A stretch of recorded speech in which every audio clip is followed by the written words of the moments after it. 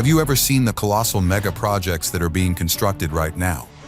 Imagine witnessing the creation of the world's most ambitious and groundbreaking structures as they rise from blueprints to reality. In this documentary, we'll take a deep dive inside the biggest construction projects currently being built. From sprawling transportation networks to some of the longest bridges, join us to find out what it takes to finish some of the most stunning megaprojects. Gross Dam in the United States is being expanded to nearly double its current capacity, making it one of the largest dam expansion projects in the country. The project involves raising the dam height by 131 feet, which will increase the reservoir's capacity from 42,000 acre-feet to 119 acre-feet. This expansion requires significant engineering and construction efforts, including the use of roller-compacted concrete to construct the new dam structure. The construction process begins with extensive site preparation, including the excavation of the existing dam and the construction of temporary diversion tunnels to redirect water flow. The diversion tunnels are critical to maintaining river flow and minimizing the impact on downstream ecosystems during construction. Once the site is prepared, the foundation is laid using high-strength concrete to ensure stability and durability. RCC is a type of concrete that is placed and compacted using earth-moving equipment, allowing for the rapid construction of large-scale concrete structures. The RCC is placed in layers, which are then compacted using vibratory rollers to ensure maximum density and strength. This method is highly efficient and allows for faster construction times compared to traditional concrete pouring methods. The use of RCC also reduces the amount of formwork required, as the concrete is placed in large quantities and compacted in place. This reduces the need for extensive scaffolding and supports, further speeding up the construction process. The construction of the new spillways and outlet works is also a critical component of the project, ensuring the safety and stability of the dam. The spillways are designed to handle extreme flood events, while the outlet works control the release of water for downstream use. The project also includes the installation of advanced monitoring systems to ensure the dam's safety and performance. These systems include sensors and instruments that monitor the dam's structural integrity, water levels, and environmental conditions in real time. The data collected is used to make informed decisions about dam operations and maintenance. But how about an entire bridge project being replaced? That's what happened to the Patullo Bridge located in Canada. Spanning the majestic Fraser River in British Columbia, the new Patullo Bridge is an engineering marvel set to redefine the transportation landscape of the Greater Vancouver area.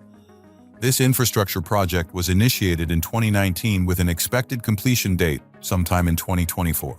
Replacing the aging Patullo Bridge built in 1937, the new structure is designed to meet modern seismic standards and accommodate increased traffic flow, thereby solving critical problems of safety and congestion.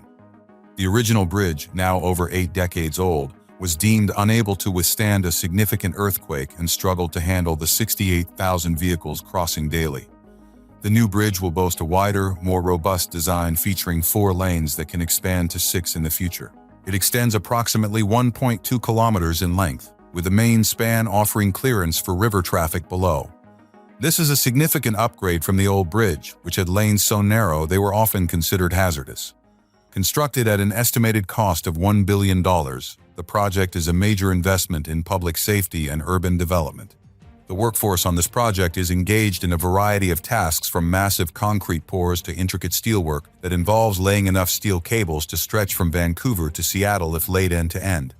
One of the key construction methods employed is the incremental launching method for the bridge's superstructure, a technique that allows sections of the bridge to be assembled off-site and then slid into place.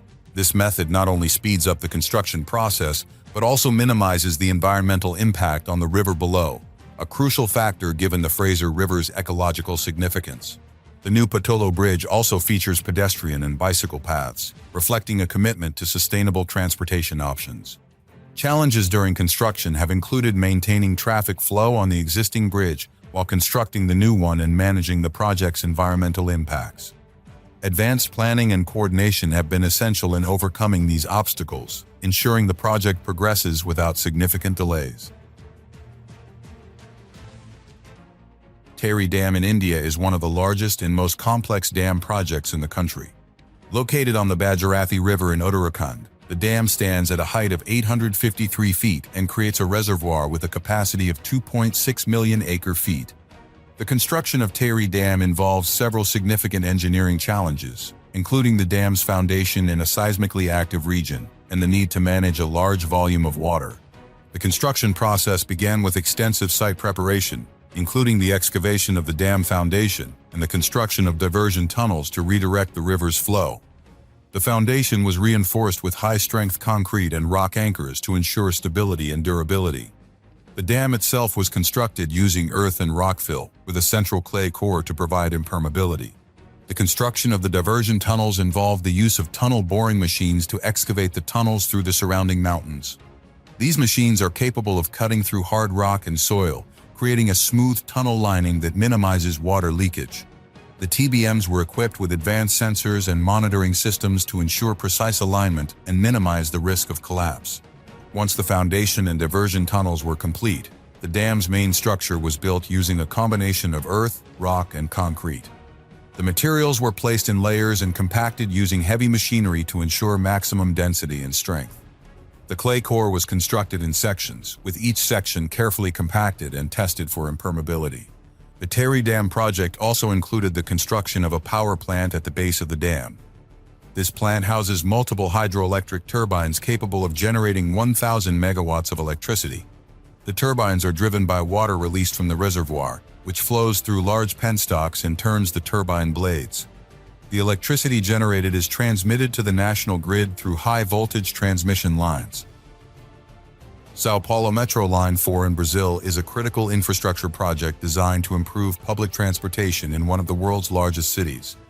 The new metro line spans over 12 kilometers and includes 11 stations. The construction of Line 4 involves advanced tunneling techniques, station construction, and the installation of modern train control systems. Tunneling for the new line employs tunnel boring machines to excavate and install tunnel segments simultaneously. This method ensures the tunnels are structurally sound and minimizes disruption to the surface. The tunnels are lined with precast concrete segments, providing a durable and waterproof structure. The construction of stations involves creating large underground spaces capable of accommodating thousands of passengers daily. Each station is designed with multiple levels, including concourses, platforms, and service areas. The construction process includes extensive excavation, concrete pouring, and steel reinforcement to create durable, safe, and accessible stations. The installation of modern train control systems is essential for the efficient operation of Line 4. These systems include automated train operation technology, which allows for driverless train operation, improving efficiency and reducing the risk of human error. The auto system is integrated with advanced signaling and communication systems, ensuring smooth and safe train movements throughout the network. One of the significant challenges of the São Paulo Metro Line 4 project is managing construction in a densely populated urban environment. Engineers must carefully plan and execute construction activities to minimize disruptions to daily life and ensure the safety of workers and residents. Additionally, the project must adhere to strict environmental and safety regulations, requiring advanced monitoring and control systems to mitigate impacts. Furthermore, the project includes the development of a comprehensive support infrastructure, such as maintenance depots and control centers, to ensure the long-term operation and maintenance of the metro system. These facilities are equipped with advanced diagnostic and maintenance tools to ensure the reliability and safety of the trains and infrastructure.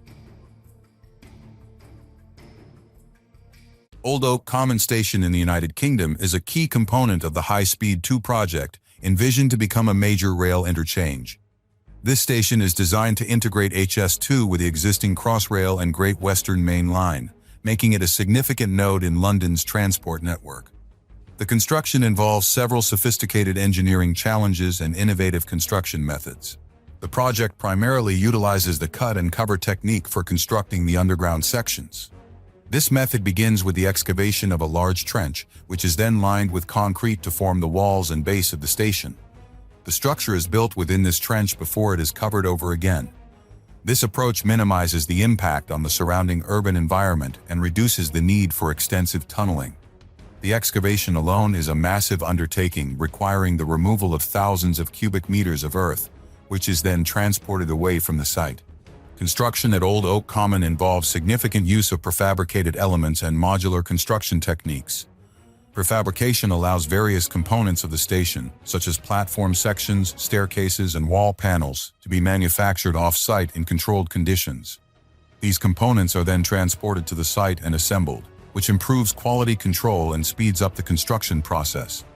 Modular construction further enhances efficiency by allowing large sections of the structure to be built simultaneously rather than sequentially.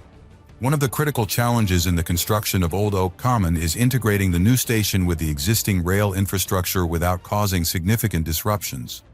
This requires meticulous planning and coordination. Advanced scheduling software and building information modeling are employed to simulate construction sequences and optimize workflows.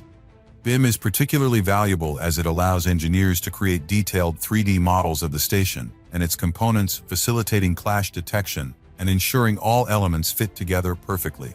In addition to the structural aspects, the construction of Old Oak Common also involves extensive work on the rail systems. This includes laying new tracks, installing signaling systems, and integrating with the existing rail network. High-precision track laying machines are used to ensure the tracks are positioned with millimeter accuracy, essential for the smooth operation of high-speed trains. The station's extensive facilities, including retail spaces, waiting areas, and service facilities, require a substantial amount of interior work. High-quality finishes and fixtures are specified to enhance the passenger experience.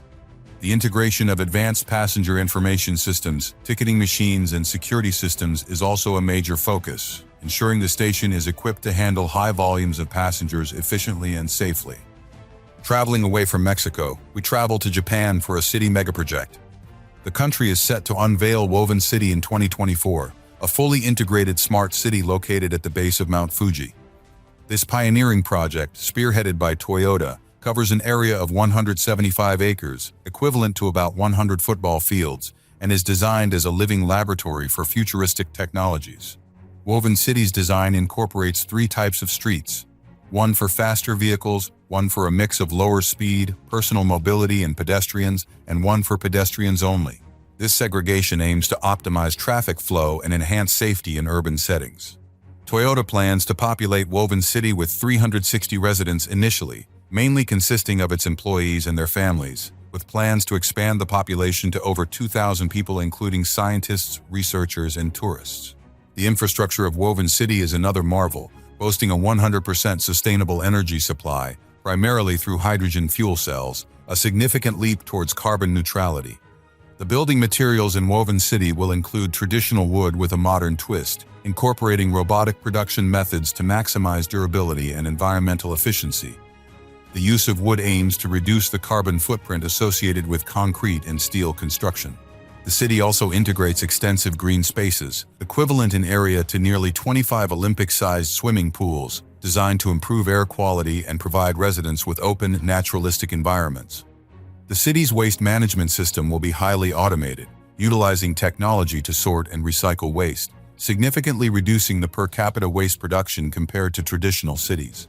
Transport within the city will include autonomous vehicles only, ensuring a safe and wholly integrated transport system. This aligns with Toyota's vision for a mobility company, transitioning from their traditional role as a car manufacturer. Pittsburgh International Airport in the United States is undergoing a major modernization project to enhance its capacity and facilities. The project includes the construction of a new terminal, the expansion of existing terminals, and improvements to the airport's runways and taxiways. The construction process involves extensive use of precast concrete and steel structures to ensure rapid and efficient assembly. The new terminal's construction begins with site preparation, which includes clearing and grading the site and installing deep foundations to support the terminal structure. Precast concrete panels and steel beams are then assembled to form the terminal's framework, followed by the installation of roofing and cladding systems. The use of precast concrete allows for high precision in manufacturing, reducing the likelihood of errors during assembly and speeding up the construction process. The expansion of existing terminals involves complex engineering work to integrate new structures with the old ones seamlessly. This requires careful planning and execution to avoid disruptions to airport operations. Advanced construction techniques, such as modular construction and prefabrication, are used to minimize on-site work and reduce construction time. The project also includes significant improvements to the airport's runways and taxiways. This involves the construction of new taxiways and the expansion of existing runways to accommodate larger aircraft. High-precision paving machines are used to ensure the surfaces are smooth and level, which is critical for safe aircraft operations.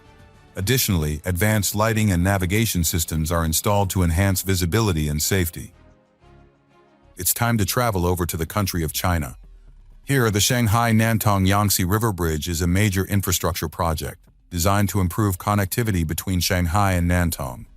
This $3.5 billion bridge spans 11 kilometers across the Yangtze River, making it one of the longest cable-stayed bridges in the world. Construction of the bridge began in 2014, with the project completed in 2020. One of the primary engineering challenges was constructing a bridge that could accommodate both road and rail traffic. The bridge features a dual-use design, with a 6-lane highway on the upper deck and a 4-track railway on the lower deck. This design required advanced engineering techniques to ensure the bridge's stability and load-bearing capacity. The bridge's main span is 92 meters long, supported by 2 towers that reach a height of 325 meters. These towers are among the tallest bridge towers in the world, requiring precise engineering and construction techniques. The towers are constructed using high-strength concrete and reinforced steel to withstand the heavy loads and environmental conditions of the Yangtze River. One of the key innovations in constructing the Shanghai-Nantong Yangtze River Bridge is the use of large-diameter steel cables to support the bridge deck. These cables are made from high-strength steel and can bear the significant weight of the combined road and rail traffic. The cables are anchored in massive concrete blocks on either side of the river, providing the necessary tension to support the bridge deck. The construction of the bridge also involved extensive foundation work, using deep water drilling techniques to create stable foundations in the riverbed. These foundations are designed to resist the strong currents and seismic activity of the region, ensuring the long-term stability and safety of the bridge. Engineers employed advanced geotechnical analysis and testing to ensure the foundations could withstand the dynamic forces exerted by the river and passing trains. Kosh Tepe Canal in Afghanistan is a massive infrastructure project designed to divert water from the Amu Darya River to irrigate farmland in northern Afghanistan. The canal is expected to be over 150 miles long and will significantly impact the region's agriculture and economy. The construction of the Kosh Tepe Canal involves several engineering challenges, including working in a remote and arid environment with limited infrastructure. The construction process begins with extensive surveying and land acquisition to establish the canal's route. This is followed by large-scale excavation work, which involves the use of heavy machinery such as bulldozers, excavators, and dump trucks to remove vast quantities of earth and rock. The canal's design includes reinforced concrete linings to prevent erosion and seepage, ensuring that water is efficiently transported to the intended agricultural areas. In addition to the main canal, the project includes the construction of numerous secondary canals and distribution channels to deliver water to individual farms and fields. These secondary canals are carefully designed to maximize water distribution efficiency and minimize losses due to evaporation and seepage. The construction of the canal also involves the installation of gates and control structures to manage water flow and distribution. The engineering challenges of the Kosh Tepe Canal project include dealing with harsh environmental conditions, such as extreme temperatures and arid landscapes. Construction crews must work in difficult conditions, often facing temperatures exceeding 100 degrees Fahrenheit. Additionally, the remote location of the project requires the establishment of temporary construction camps and logistical support to provide essential services to the workers. Advanced surveying and mapping technologies are used to plan the canal's route and ensure precise alignment and gradient. This ensures that water flows smoothly through the canal and reaches the intended areas without excessive energy loss. The use of GPS and drone technology allows engineers to monitor progress and make real-time adjustments to the construction process.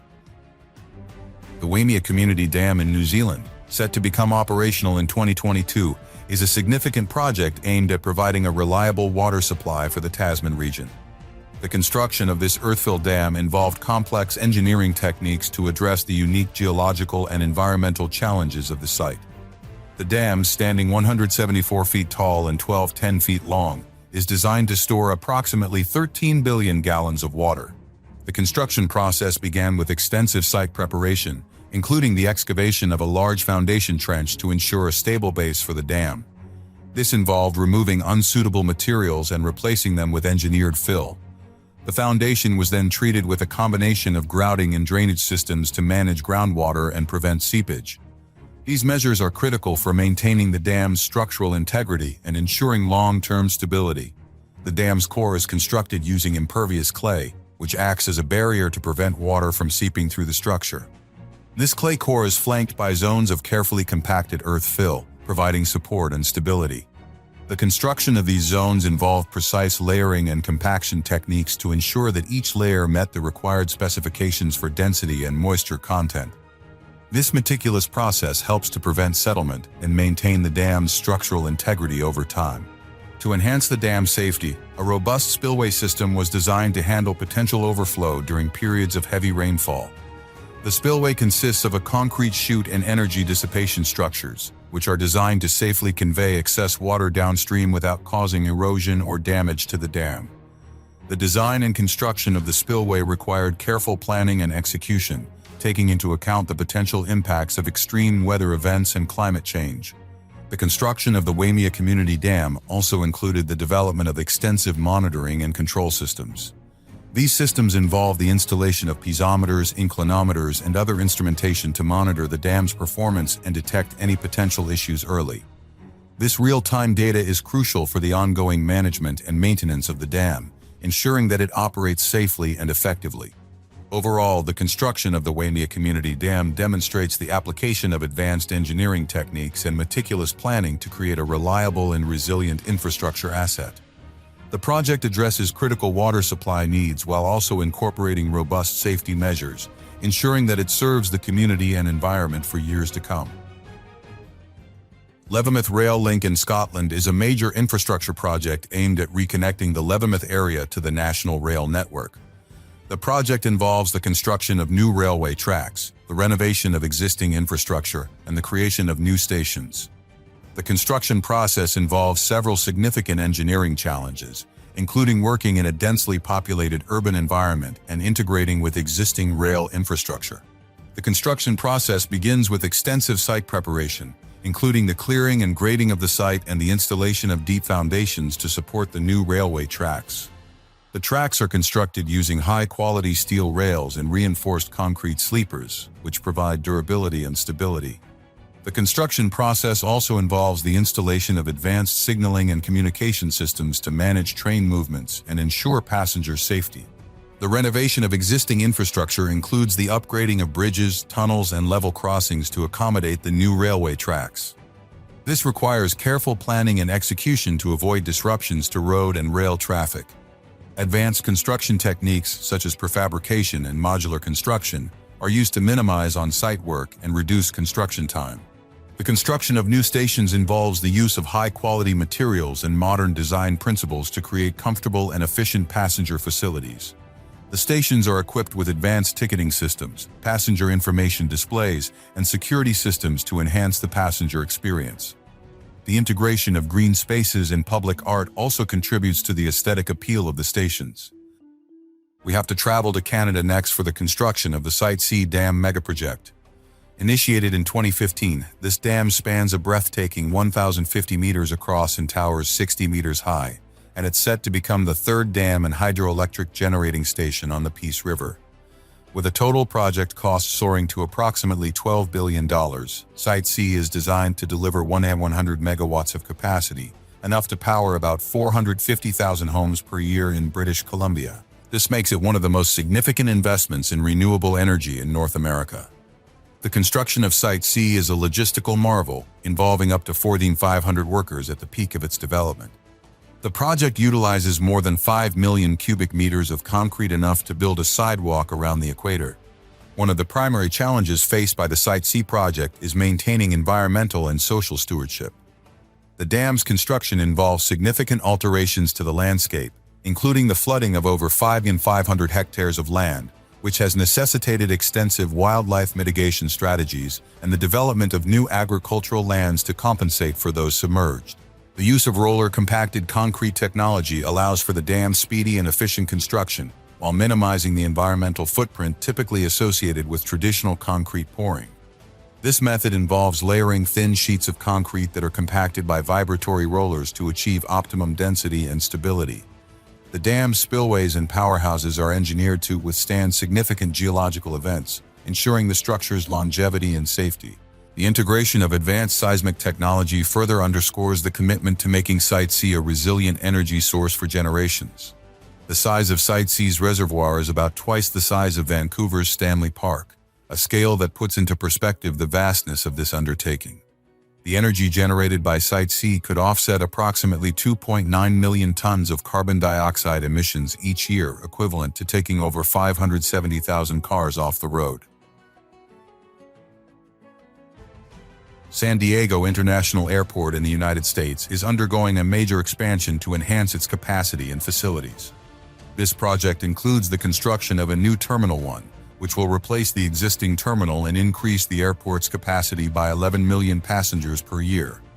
The construction involves extensive use of precast concrete and steel structures to ensure rapid and efficient assembly. One of the significant challenges is maintaining airport operations during construction, which requires detailed phasing plans to minimize disruptions. The new terminal will feature state-of-the-art baggage handling systems, advanced security screening technologies, and improved passenger amenities. The construction process for the new terminal involves several key stages, including site preparation, foundation work, structural assembly, and interior finishing. Site preparation includes clearing and grading the site, followed by the installation of deep foundations to support the terminal structure. Precast concrete panels and steel beams are then assembled to form the terminal's framework, followed by the installation of roofing and cladding systems.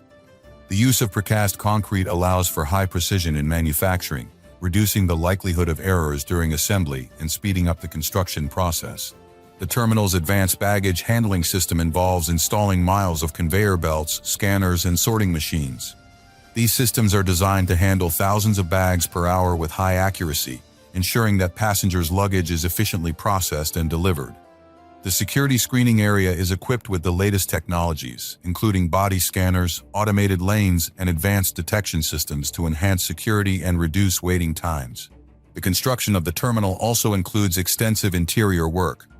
High-quality finishes, modern lighting, and comfortable seating areas are specified to create a pleasant environment for passengers.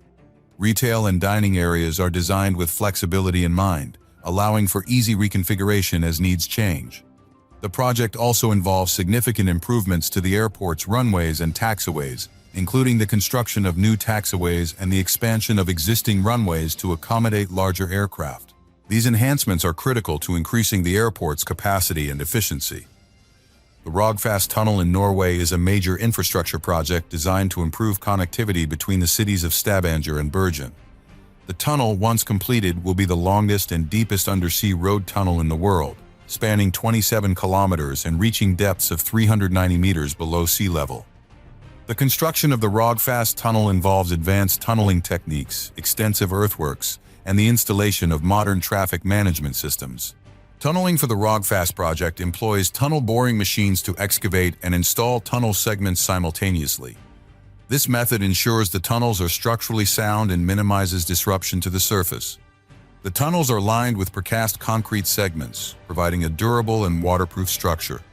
One of the significant challenges of the Rogfast Tunnel project is managing construction in a deep undersea environment. Engineers must carefully plan and execute construction activities to ensure the safety of workers and the structural integrity of the tunnel. Additionally, the project must adhere to strict environmental and safety regulations, requiring advanced monitoring and control systems to mitigate impacts. Moreover, the tunnel incorporates numerous sustainability features, such as energy-efficient lighting, ventilation systems, and emergency response facilities. These elements ensure the safety and comfort of tunnel users and reduce the environmental impact of the project. The construction also involves extensive public consultation and engagement to address concerns and ensure transparency. Etihad Rail in the United Arab Emirates is a major infrastructure project aimed at creating a national railway network to connect the country's key cities and industrial centers. The project involves the construction of new railway tracks, the creation of new stations, and the integration of advanced signaling and communication systems.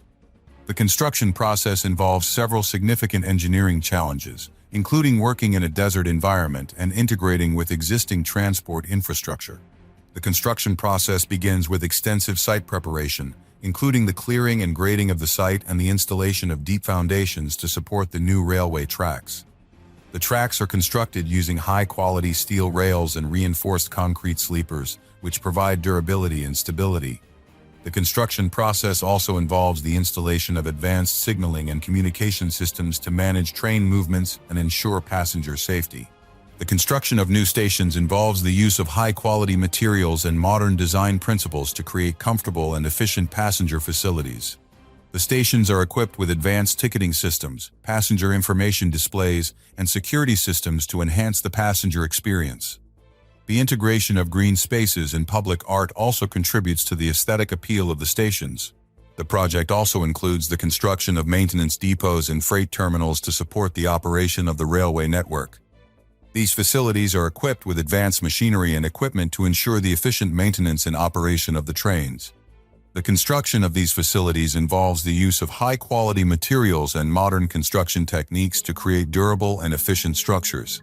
The engineering challenges of the Etihad Rail project include dealing with harsh environmental conditions, such as extreme temperatures and sandstorms.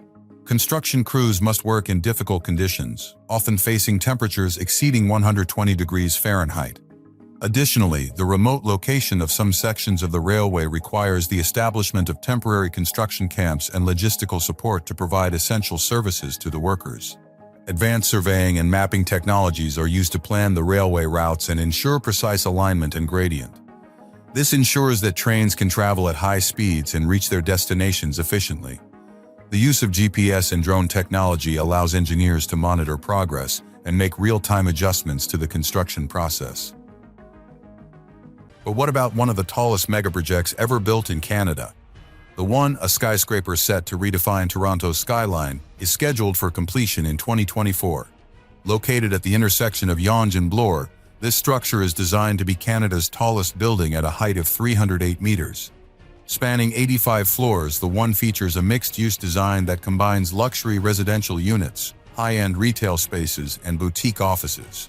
The total floor space of the One covers approximately 416 square meters, an area large enough to fit 9 Canadian football fields. This ambitious project is being developed at a cost of over $1 billion, a financial commitment comparable to that of the Shard in London. The One employs over 1,600 construction workers and specialists who are utilizing over 45,000 cubic meters of concrete and 6,500 tons of steel. Mizrahi Developments, the firm behind the One, has collaborated with world-renowned architects Foster Plus Partners to create a unique structural identity through a pioneering exoskeleton design, both a functional and aesthetic element that eliminates the need for interior columns and opens up expansive, uninterrupted interior spaces. The retail levels at the One are elevated above the street, creating a two-story podium that integrates with the public realm.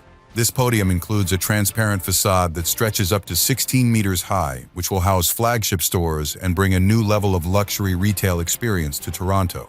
The One features 416 residential units, with each floor providing panoramic views of Lake Ontario and the city skyline. It's time to travel over to the United States for the Gilmerton Bridge Replacement Megaproject. The new bridge, costing approximately $134 million, aims to improve traffic flow and safety for the thousands of vehicles and vessels that pass through this vital corridor daily. Construction of the Gilmerton Bridge replacement began in 2009, with the new bridge opening to traffic in 2013. The new bridge is a vertical lift bridge, which provides several advantages over the old bascule bridge. The vertical lift design allows for a higher clearance for maritime traffic, reducing the number of bridge openings and minimizing delays for both road and river traffic. The new bridge features a vertical clearance of 35 feet when closed and up to 135 feet when fully lifted, accommodating larger vessels that navigate the river. The construction of the bridge involves several advanced engineering techniques. The bridge's foundations were constructed using drilled shafts, which provide greater stability and load-bearing capacity compared to traditional pile foundations. These shafts were drilled deep into the riverbed, ensuring the bridge could support the heavy traffic loads and withstand the harsh environmental conditions of the river. One of the key innovations in the Gilmerton Bridge Replacement project was the use of precast concrete segments for the bridge's superstructure. These segments were manufactured off-site and transported to the construction site, where they were assembled using a balanced cantilever method. The project also included significant upgrades to the bridge's mechanical and electrical systems. The new bridge is equipped with state-of-the-art lifting machinery and control systems, ensuring reliable and efficient operation. The project included the construction of new pedestrian and bicycle pathways, enhancing accessibility and promoting alternative modes of transportation. The Oroville Dam in California, United States, the tallest dam in the country at 770 feet, underwent significant reconstruction following the spillway failure in 2017. The reconstruction project, completed in 2019, involved extensive engineering and construction efforts to restore the dam's safety and functionality. The reconstruction focused on the main and emergency spillways, both of which were damaged during the 2017 incident. The project began with the demolition of the damaged sections, followed by the excavation and preparation of the foundation. This involved the removal of unstable material and the installation of drainage systems to manage groundwater and prevent future erosion. The main spillway was reconstructed using high-strength roller compacted concrete, a technique that involves placing and compacting layers of concrete using heavy rollers. This method provides a durable and erosion-resistant surface capable of withstanding high water flows. The RCC was placed in layers, each approximately 12 inches thick, and compacted to achieve the required density and strength. The emergency spillway was reinforced with a new concrete weir and an extensive network of concrete walls and slabs, designed to control water flow and prevent erosion. The construction of these structures required precise formwork and concrete placement techniques, ensuring that the new spillway could handle extreme flood events. One of the significant challenges during the reconstruction was managing the continued operation of the dam and reservoir. This required careful coordination and planning, including the use of temporary spillways and water management systems to ensure the safety of downstream communities. The project also involved extensive monitoring and testing to verify the performance of the new structures and ensure compliance with regulatory standards. The Oroville Dam Reconstruction Project demonstrates the application of advanced engineering and construction techniques to address critical infrastructure needs. The project restores the dam's safety and functionality, ensuring the reliable management of California's water resources. The successful completion of this complex and challenging project showcases the capabilities of modern civil engineering to solve significant infrastructure challenges. But we have to talk about the gigantic Coastal GasLink pipeline next, located in Canada. Spanning over 670 kilometers through the picturesque landscapes of British Columbia, the pipeline is a monumental project set to redefine Canada's natural gas industry. With a cost of approximately $4.9 billion, this pipeline is designed to transport up to 2.1 billion cubic feet of natural gas per day from the Dawson Creek area to the LNG Canada facility in Kitimat, where it will be liquefied and shipped to global markets. The construction of the Coastal GasLink pipeline, which began in early 2019 and was completed in December 2023, involved a massive logistical operation. The pipeline's route was meticulously planned to minimize environmental impact, incorporating advanced GIS mapping and environmental monitoring systems. Special attention has been given to protecting local wildlife and their habitats, with specific construction methods like horizontal directional drilling used under rivers and streams to avoid disturbing aquatic ecosystems. A key feature of the Coastal GasLink pipeline is its role in supporting Canada's transition to a more sustainable energy profile. By enabling the export of liquefied natural gas, it helps to reduce global reliance on coal and oil, offering a cleaner, more efficient energy solution. The project is expected to reduce global greenhouse gas emissions significantly, equivalent to taking up to 26 million cars off the road annually. The economic impact of the pipeline is also significant. It's expected to generate billions in revenue and provide substantial tax benefits to local communities along the route. Construction challenges have been significant, from managing the logistics of moving vast amounts of materials across difficult terrain to addressing the concerns and rights of Indigenous communities. Protests and legal challenges have underscored the project's controversial aspects, particularly regarding environmental and Indigenous rights issues. The Qatar Metro is an ambitious urban rail project designed to transform public transportation in Qatar. The metro system comprises 4 lines: red, green, gold, and blue, spanning a total of 300 kilometers and including over 100 stations. The construction of the Qatar Metro involves advanced tunneling techniques, station construction, and the installation of state-of-the-art train control systems.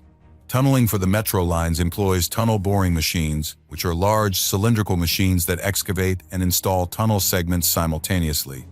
These machines can operate 24/7, significantly speeding up the construction process. The tunnels are lined with precast concrete segments, which are assembled as the TBM advances. This method ensures the tunnels are structurally sound and resistant to groundwater ingress. Station construction involves creating large underground spaces capable of accommodating thousands of passengers daily. Each station is designed with multiple levels, including concourses, platforms, and service areas. The construction process includes extensive excavation, concrete pouring, and steel reinforcement to create durable, safe, and accessible stations. Additionally, the stations are equipped with advanced safety and ventilation systems to ensure passenger comfort and safety. The train control systems for the Qatar Metro are highly sophisticated, employing automated train operation technology. This system allows for driverless train operation, improving efficiency and reducing the risk of human error. The auto system is integrated with advanced signaling and communication systems, ensuring smooth and safe train movements throughout the network. One of the significant challenges of the Qatar Metro project is managing construction in a densely populated urban environment. Engineers must carefully plan and execute construction activities to minimize disruptions to daily life and ensure the safety of workers and residents. Additionally, the extreme weather conditions in Qatar, particularly the high temperatures, require special considerations for worker safety and construction materials.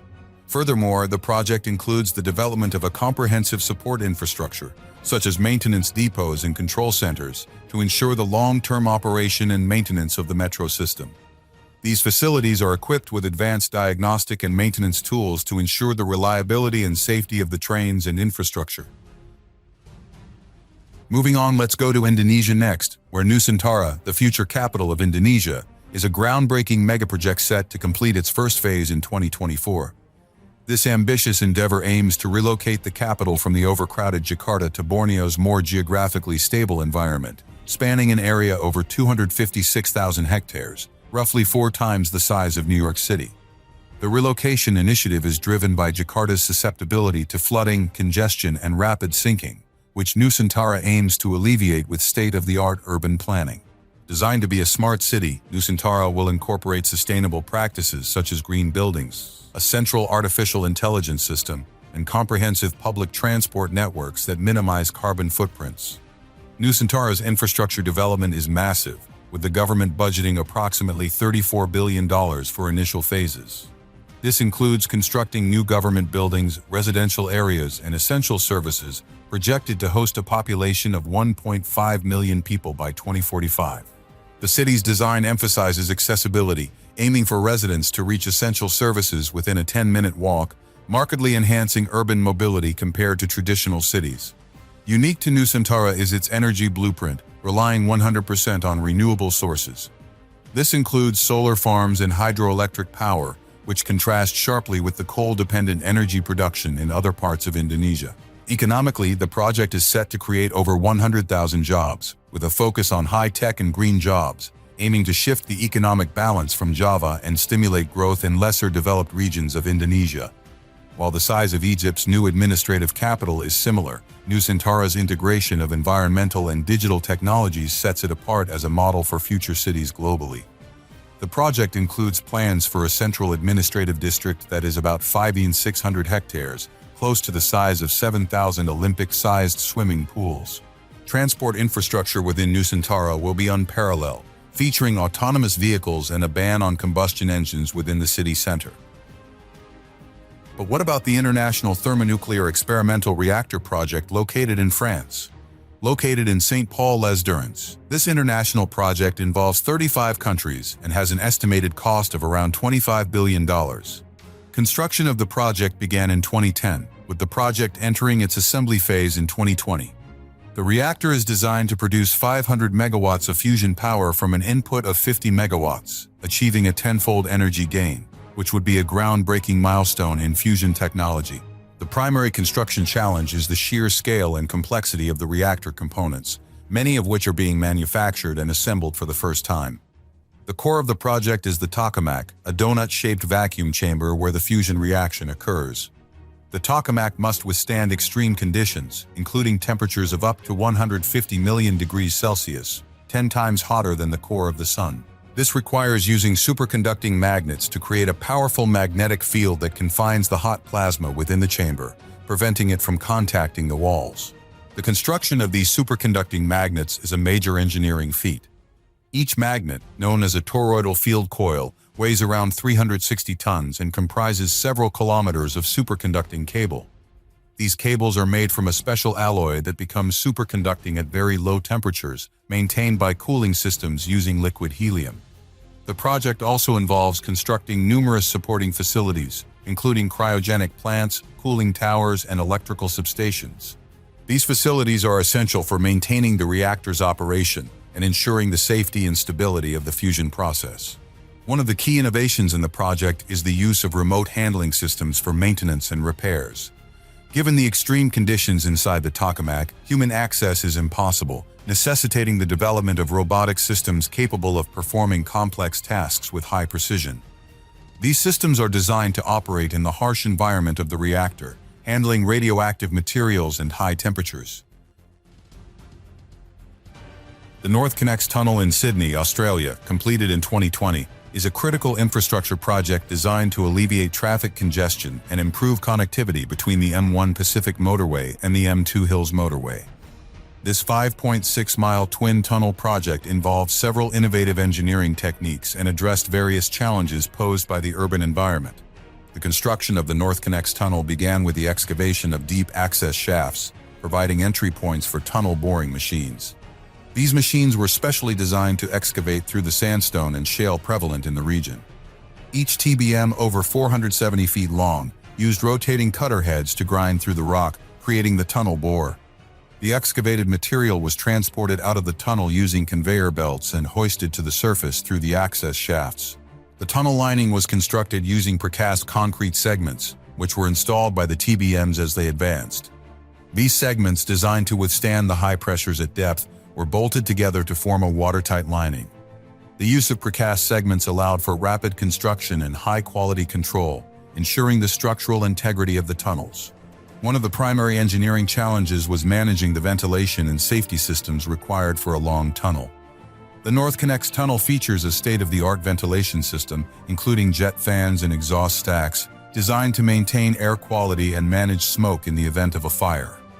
The ventilation system is controlled by an advanced monitoring system, which adjusts airflow based on real-time conditions within the tunnel. The construction also included the development of large portal structures at the tunnel entrances, designed to integrate with the existing road network. These structures required extensive earthworks and the construction of retaining walls and embankments to support the elevated roadways. The portal structures were designed to provide smooth transitions and minimize disruptions to traffic flow. But what about the construction of a high-tech megacity? Welcome to Konza Technology City, heralded as Africa's Silicon Savannah, which is unfolding approximately 60 kilometers southeast of Nairobi, Kenya. This visionary megaproject is designed to be a fully fledged smart city, embodying a strategic nexus of technology, business, and sustainable urban life. With a planned footprint of 5,000 acres, Konza is set to be one of the largest technology hubs globally, rivaling California's Silicon Valley. Initiated by the Kenyan government as part of its Vision 2030 development program, Konza Technology City's development is projected to cost around $14.5 billion. The project aims to boost Kenya's position as a leader in information and communications technology in Africa. Konza is expected to create over 200,000 jobs once fully operational, driving significant growth in the technology sector and catalyzing the economic landscape of the region. The project's phased construction began with laying extensive infrastructure foundations, including roads, water systems, and high-speed internet cables. One of the critical challenges has been integrating these modern utilities with the surrounding environment, which is a semi-arid area prone to droughts. The construction workforce is a blend of local and international expertise, ensuring that the skills necessary to tackle such an ambitious project are present, while also transferring knowledge to the local workforce. The use of advanced construction materials and techniques is evident, with emphasis on green building standards compliant with the Leadership in Energy and Environmental Design certifications. One fascinating aspect of Kansas City is its planned integration of smart city technology, like advanced systems to manage utilities and traffic, making it one of the first cities in Africa to be built from the ground up with such technologies. The scale of digital infrastructure rivals that of New Songdo City in South Korea, known for its comprehensive incorporation of smart technology and urban management. Giga Berlin is Tesla's first European gigafactory, located in Brandenburg, Germany. This massive facility is designed to produce electric vehicles and batteries, significantly expanding Tesla's production capacity. The construction of Giga Berlin involves extensive site preparation, building construction, and the installation of advanced manufacturing equipment. Site preparation includes clearing and leveling the land, as well as installing utility infrastructure such as water, electricity, and sewage systems. This process requires careful planning and execution to ensure the site is ready for construction. The main buildings of Giga Berlin are constructed using prefabricated steel frames and panels, allowing for rapid assembly and scalability. These buildings include production lines, assembly areas, and administrative offices. The construction process involves extensive coordination between various contractors and suppliers to ensure all components are delivered and installed on time. One of the significant challenges of Giga Berlin is the installation of advanced manufacturing equipment. This equipment includes robotic assembly lines, battery production machines, and quality control systems. Installing and calibrating this equipment requires precision engineering and technical expertise to ensure optimal performance. Additionally, Giga Berlin incorporates numerous sustainability features, such as solar panels, rainwater harvesting systems, and energy-efficient HVAC systems. These elements reduce the facility's environmental impact and align with Tesla's commitment to sustainability. The construction also involves extensive collaboration with local authorities and communities to address concerns and ensure compliance with regulations. But what about a project that renovates an entire stadium? The renovation of the Santiago Bernabéu Stadium, an iconic football venue in Madrid, Spain, is set to complete in 2024. This ambitious project enhances the stadium's facilities while preserving its historic significance as the home of Real Madrid since 1947. The project expands the stadium's seating capacity to over 81,000, slightly less than the Michigan Stadium, but with added luxury and technology. The total cost of the renovation is estimated at around 800 million euros, funded entirely by the club without public money. The Bernabéu's new roof spans 160 meters at its widest point. This retractable roof can open or close in just 15 minutes, ensuring events proceed regardless of weather. The development's glass facade wraps around the stadium, integrating it seamlessly into the cityscape and reducing the architectural boundary between the stadium and Madrid. The Santiago Bernabéu will also feature a new pedestrian plaza covering 20,000 square meters on the Paseo de la Castellana. Inside, the renovations include cutting-edge technology with the installation of a 360-degree video scoreboard, a first for European stadiums. Furthermore, the stadium's interior will house a new Real Madrid museum, which is expected to be twice the size of the FIFA Museum in Zurich.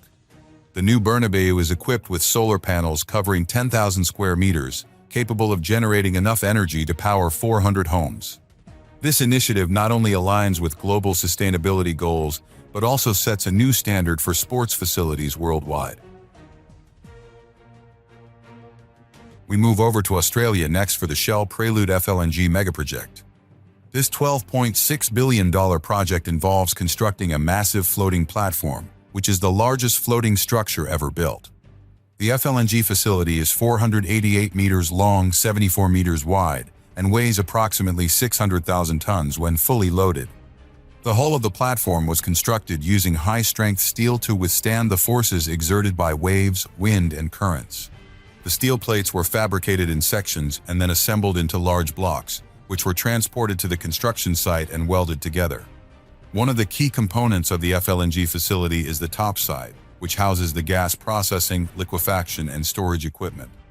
The topside modules were constructed using a modular approach, where each module was fabricated and pre-assembled off-site and then transported to the construction site for installation. The liquefaction process involves cooling the natural gas to -162 degrees Celsius, converting it into a liquid form for storage and transport. The FLNG facility is equipped with advanced liquefaction technology, including cryogenic heat exchangers and refrigeration units. These systems are designed to operate efficiently and reliably in the challenging offshore environment. The construction of the facility also involved installing subsea infrastructure to connect the platform to the gas fields. This includes the installation of subsea wells, flow lines, and risers, which transport the natural gas from the seabed to the platform. One of the key innovations in the project is using dynamic positioning technology to maintain the platform's position without requiring anchoring or mooring lines.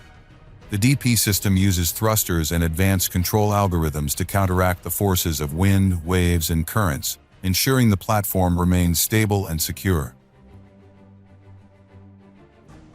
The Silvertown Tunnel in London, scheduled for completion in 2025, is a twin-bore road tunnel under the River Thames connecting the Greenwich Peninsula to the Royal Docks.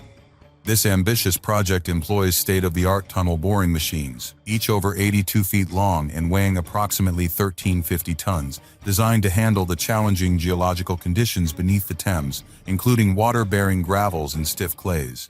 Construction began with the sinking of deep shafts on both sides of the river. These shafts provide the starting points for the TBMs and will eventually house the tunnel portals. The TBMs, named after historical figures, are equipped with rotating cutter heads that excavate soil and rock, which is then transported out of the tunnel via conveyor belts. The TBMs advance at a rate of around 33 feet per day, lining the tunnel with precast concrete segments as they progress. These segments are bolted together to form a watertight lining, ensuring the structural integrity of the tunnel. One of the primary engineering challenges of the Silvertown Tunnel project is maintaining the stability of the tunnel and preventing groundwater infiltration. The construction site is located in a densely populated urban area with significant historical and environmental considerations. To mitigate this, extensive geotechnical surveys and advanced 3D modeling techniques were conducted to ensure the tunnel's stability and integrity. The tunnel is designed to accommodate both current and future traffic demands, with each bore containing 2 lanes and provisions for future expansion. The alignment of the tunnel was meticulously planned to avoid existing underground utilities and infrastructure, requiring detailed geotechnical surveys and advanced 3D modeling techniques. This planning ensures that the tunnel can be integrated seamlessly into the existing road network, minimizing the need for extensive surface works and disruptions. To enhance the safety and efficiency of the construction process, the project utilizes building information modeling technology. BIM allows for the detailed planning and simulation of construction activities, helping to identify potential issues before they arise and streamline the construction process. This technology also facilitates collaboration between different teams and stakeholders, ensuring that the project remains on schedule and within budget. It's time to investigate the London Heathrow Airport expansion megaproject next, located in the United Kingdom. With an investment of $17 billion, the project targets a completion date in 2026, focusing on constructing a third runway that will elevate the airport's capacity from 80 million to 130 million passengers annually. This new runway will enable Heathrow to handle 740,000 flights a year, up from its current 480,000, effectively managing the increased passenger and cargo throughput. The engineering feat involves extensive modifications to existing infrastructure, including repositioning the M25 motorway 150 meters westwards and lowering it 7 meters below ground level to allow the runway to pass overhead. The project also encompasses significant terminal enhancements.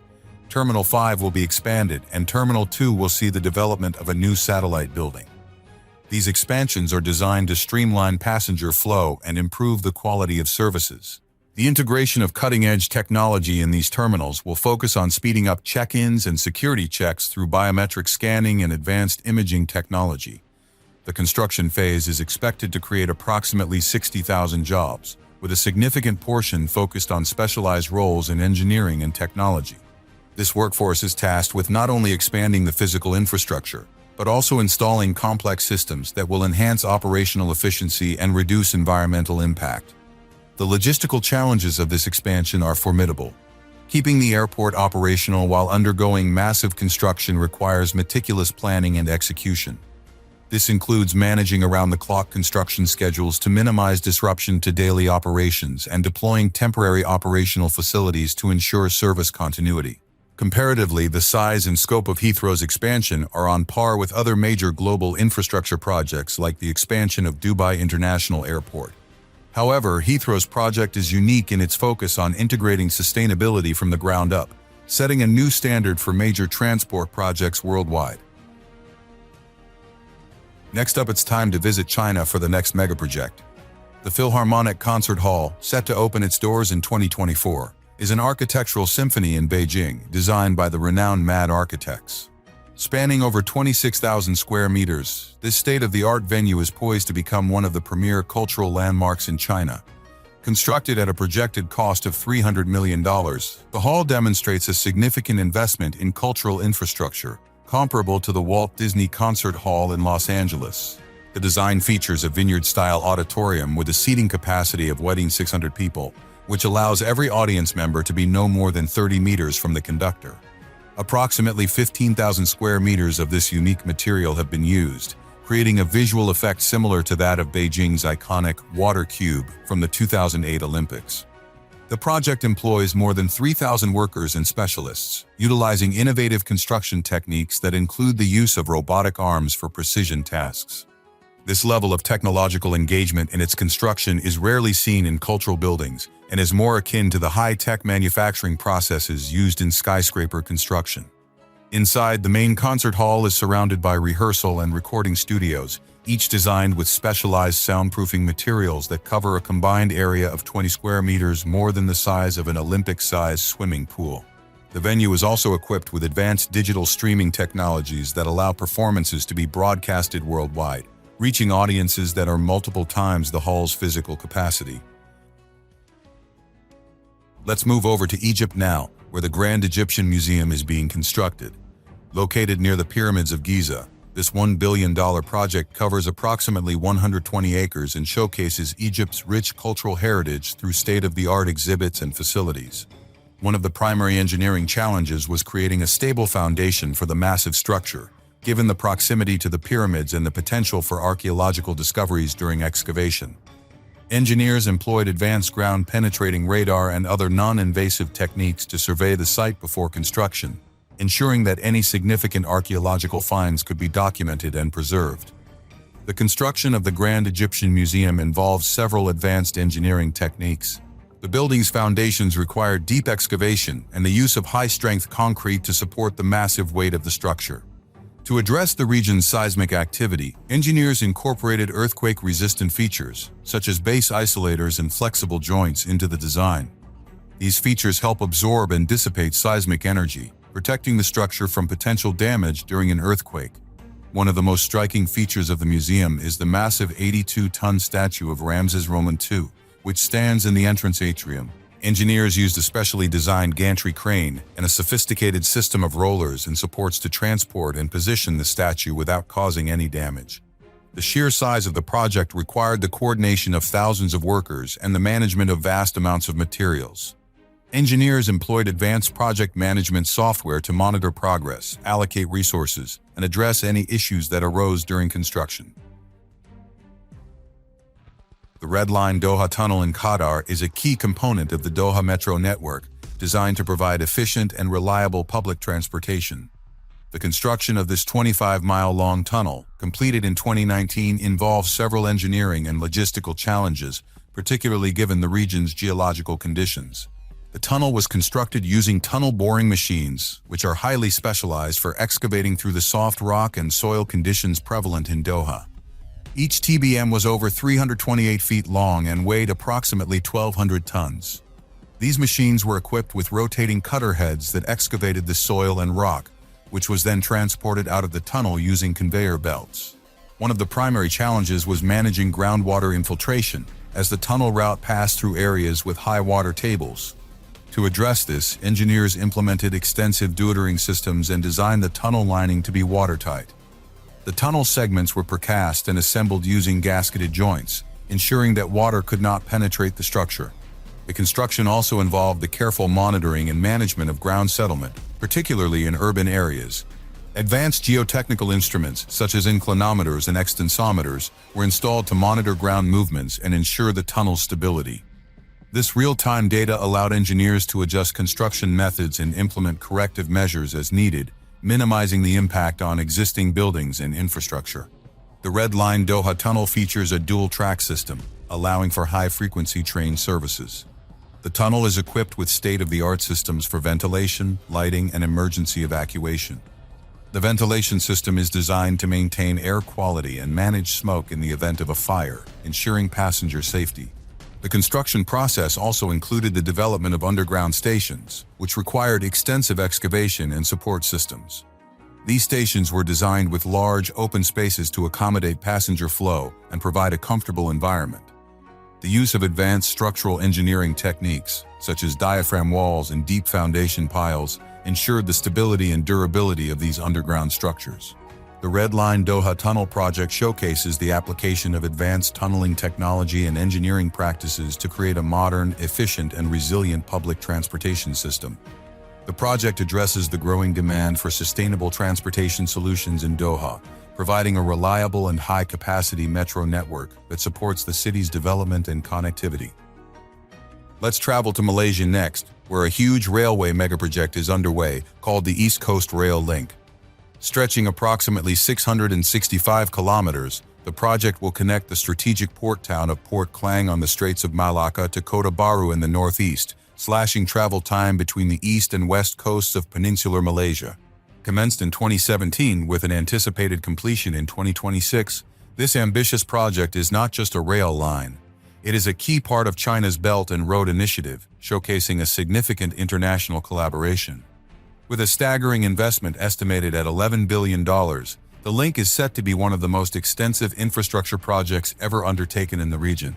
This project is designed to facilitate up to 5.4 million passengers and 53 million tons of cargo annually by 2030, aiming to bolster economic growth by enhancing trade, tourism, and development in the less developed eastern regions. One of the most striking features of the rail link is its engineering challenges.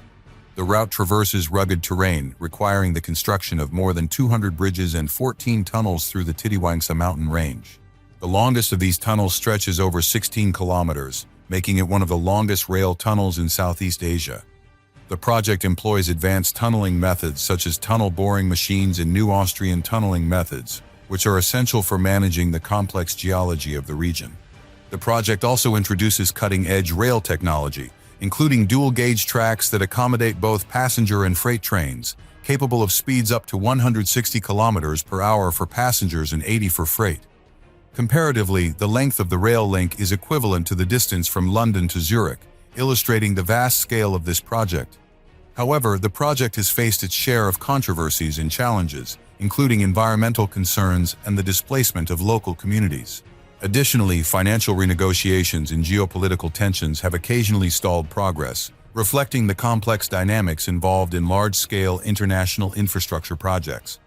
Upon completion, the railway will significantly reduce the travel time between the east and west coast from 12 hours to just 4 hours by train. Let's move over to the United States next, where the Silicon Valley Clean Water Project is located. This $500 million project involves constructing new treatment facilities and rehabilitating existing infrastructure to improve the efficiency and sustainability of the wastewater treatment process. The project includes the construction of a new wastewater treatment plant, which features advanced treatment technologies such as membrane bioreactors and ultraviolet disinfection. Membrane bioreactors are a combination of a biological treatment process and membrane filtration. They offer superior treatment performance compared to conventional methods, providing high-quality effluent by filtering out fine particles and microorganisms. Ultraviolet disinfection is another advanced technology employed in the project. UV disinfection involves exposing treated wastewater to ultraviolet light, which inactivates pathogens and microorganisms by damaging their DNA. This method is highly effective and does not involve the use of chemicals, making it an environmentally friendly alternative to traditional chlorination. The project also involves the rehabilitation of existing infrastructure, including replacing aging pipelines and upgrading pump stations. The pipelines are critical for transporting wastewater to and from the treatment plant. Engineers use trenchless technology, such as cured-in-place pipelining, to rehabilitate the pipelines without extensive excavation. This method involves inserting a resin-coated liner into the existing pipe and curing it in place, creating a new, durable pipe within the old one. Another critical component of the project is the construction of new storage and equalization tanks. These tanks are designed to manage the flow variations in the wastewater treatment process, ensuring a consistent and controlled flow of wastewater through the treatment plant. The construction of the Silicon Valley Clean Water Project also involves extensive earthworks to prepare the site for the new facilities. This includes land grading, excavation, and soil stabilization. Land grading involves reshaping the land surface to achieve the desired elevations and slopes for the treatment plant. Let's move over to Mexico next, where the Tren Maya project is set to be completed. The railway project, extending over 1,500 kilometers, will connect 19 stations and is expected to revolutionize transportation in southeastern Mexico. Tren Maya's construction involves laying enough tracks to stretch from Mexico City to Chicago, illustrating the project's vast scale. The train will serve both freight and passenger services, aiming to transport approximately 3 million passengers and a significant amount of goods annually once fully operational. The design includes a dual-track system for most of its route, allowing trains to travel at speeds up to 160 kilometers per hour, which will cut travel time between key cities by more than half compared to current road travel times. The project's budget, estimated at $15 billion, positions Tren Maya as one of the largest public works projects in Mexican history. Environmental considerations are integral to the project's design. The route is planned to minimize ecological impact, using existing transit corridors wherever possible to avoid deforestation in sensitive areas like the Mayan jungle. The trains are also expected to be powered by biodiesel, reducing carbon emissions compared to traditional diesel engines. Tren Maya is forecasted to dramatically increase tourism revenues by providing easier access to remote archaeological sites that are currently difficult to reach. This accessibility is anticipated to bring an additional 1 million tourists annually, potentially increasing tourism revenues by over $400 million per year. The construction phase alone has created approximately 100,000 jobs, and the operational phase is expected to support many more. Tren Maya's construction process utilizes advanced geological and hydrological engineering to protect the region's numerous cenotes and underground water reserves. Techniques include elevated tracks and special tunneling methods to prevent contamination or structural damage to these crucial environmental features. But how about an entirely new airport that has been constructed in Turkey? Istanbul New Airport, heralded as one of the world's most significant aviation projects, opened its runways to the world in October 2018. Situated on the Black Sea coast on the European side of Turkey, the airport spans an impressive 76.5 million square meters, an area as large as 10 football fields. It is planned to eventually accommodate up to 200 million passengers annually by the completion of all phases in 2028, aiming to become the busiest airport in the world. Constructed at an estimated cost of over $12 billion, Istanbul New Airport was engineered to solve significant capacity issues faced by Istanbul's older Atatürk Airport, which was operating way over its intended capacity. The new airport serves as a bridge between continents and cultures, with the capability to host 100 airlines flying to more than 300 destinations around the world. The construction of such a megastructure was not without its immense challenges. The project required around 30,000 workers at its peak, many of whom had to work in shifts around the clock to meet rigorous deadlines. The airport features an astonishing 6 runways, more than 500 check-in counters, and the world's largest airport terminal under a single roof, covering approximately 1.4 million square meters. One of the most innovative aspects of Istanbul New Airport is its integration of smart airport technologies, including advanced facial recognition systems and artificial intelligence to ensure security and efficiency in passenger processing and baggage handling. During construction, the project faced significant logistical hurdles, including the handling and installation of thousands of tons of steel and the laying of vast expanses of concrete. The terminal's roof alone, designed to mimic the rolling shapes of Istanbul's seascapes, consists of large panels that were installed using specially designed rigs to handle their weight and curvature.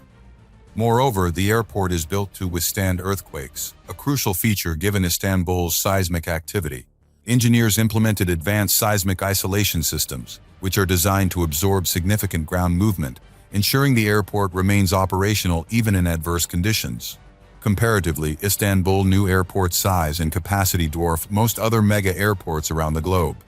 For instance, it is about 3 times the size of Beijing Daxing International Airport in terms of passenger capacity when fully completed. Hyperloop One is a groundbreaking transportation project set to revolutionize travel. Conceptualized by Elon Musk and currently under development by Virgin Hyperloop, this project aims to create a high-speed transit system using pods traveling through low-pressure tubes. The technology relies on magnetic levitation to eliminate friction and achieve speeds exceeding 600 miles per hour. Construction involves several critical components: the tube system, the pods, and the stations. The tubes are constructed from steel and reinforced concrete, designed to withstand external pressures and natural disasters. One of the engineering challenges is maintaining a near-vacuum environment inside the tubes to minimize air resistance. This requires advanced sealing techniques and constant monitoring to ensure the integrity of the system. The pods themselves are made from lightweight, durable materials like carbon fiber and aluminum. They feature aerodynamic designs to reduce drag and increase efficiency. Inside, the pods are equipped with comfortable seating, safety systems, and climate control to ensure a pleasant travel experience. Each pod is designed to be autonomous, with advanced navigation systems to manage speed, direction, and braking. Construction of Hyperloop One also includes the development of extensive infrastructure, such as power supply systems, control centers, and emergency response facilities. The power supply for the Hyperloop is primarily derived from renewable energy sources like solar panels installed along the tube's length. Control centers are crucial for managing the network, monitoring pod positions, tube pressure, and overall system health. In case of emergencies, the infrastructure includes rapid response teams and safety protocols to ensure passenger safety. One of the major construction challenges is the alignment and leveling of the tubes over long distances. Engineers use GPS technology and laser alignment systems to ensure the tubes are perfectly straight and level. This precision is essential to maintain the high speeds and safety standards of the Hyperloop. Additionally, constructing the system in various terrains, from urban environments to open countryside, requires adaptable construction techniques and materials. Moreover, the environmental impact of such a large-scale infrastructure project necessitates the implementation of sustainability practices. We travel to Australia next for a big metro expansion megaproject. The Sydney Metro expansion is an ambitious endeavour designed to dramatically enhance the public transportation network in Australia's largest city. This project extends the metro service into the Greater Western Sydney area and includes the new Sydney Metro City and Southwest Line. This expansive network will add 66 kilometres of new metro rail. The project comprises 18 stations, which, when laid end-to-end, would stretch nearly 5 kilometers long, enough to cover the Golden Gate Bridge 1.5 times. The construction of this project involves more than 50,000 individual tasks and the cooperation of over 5,000 workers at peak times. The budget for this monumental infrastructure project is estimated at $10 billion, making it one of the largest public transportation investments in recent Australian history. Key features of the expansion include twin 15.5-kilometer tunnels, which are among the longest railway tunnels in the world. To put that into perspective, this is more than 3 times the length of the Channel Tunnel that runs under the Thames in London.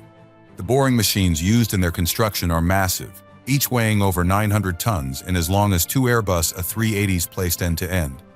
The stations themselves are feats of engineering designed for efficiency and integration with the city's existing transport fabric.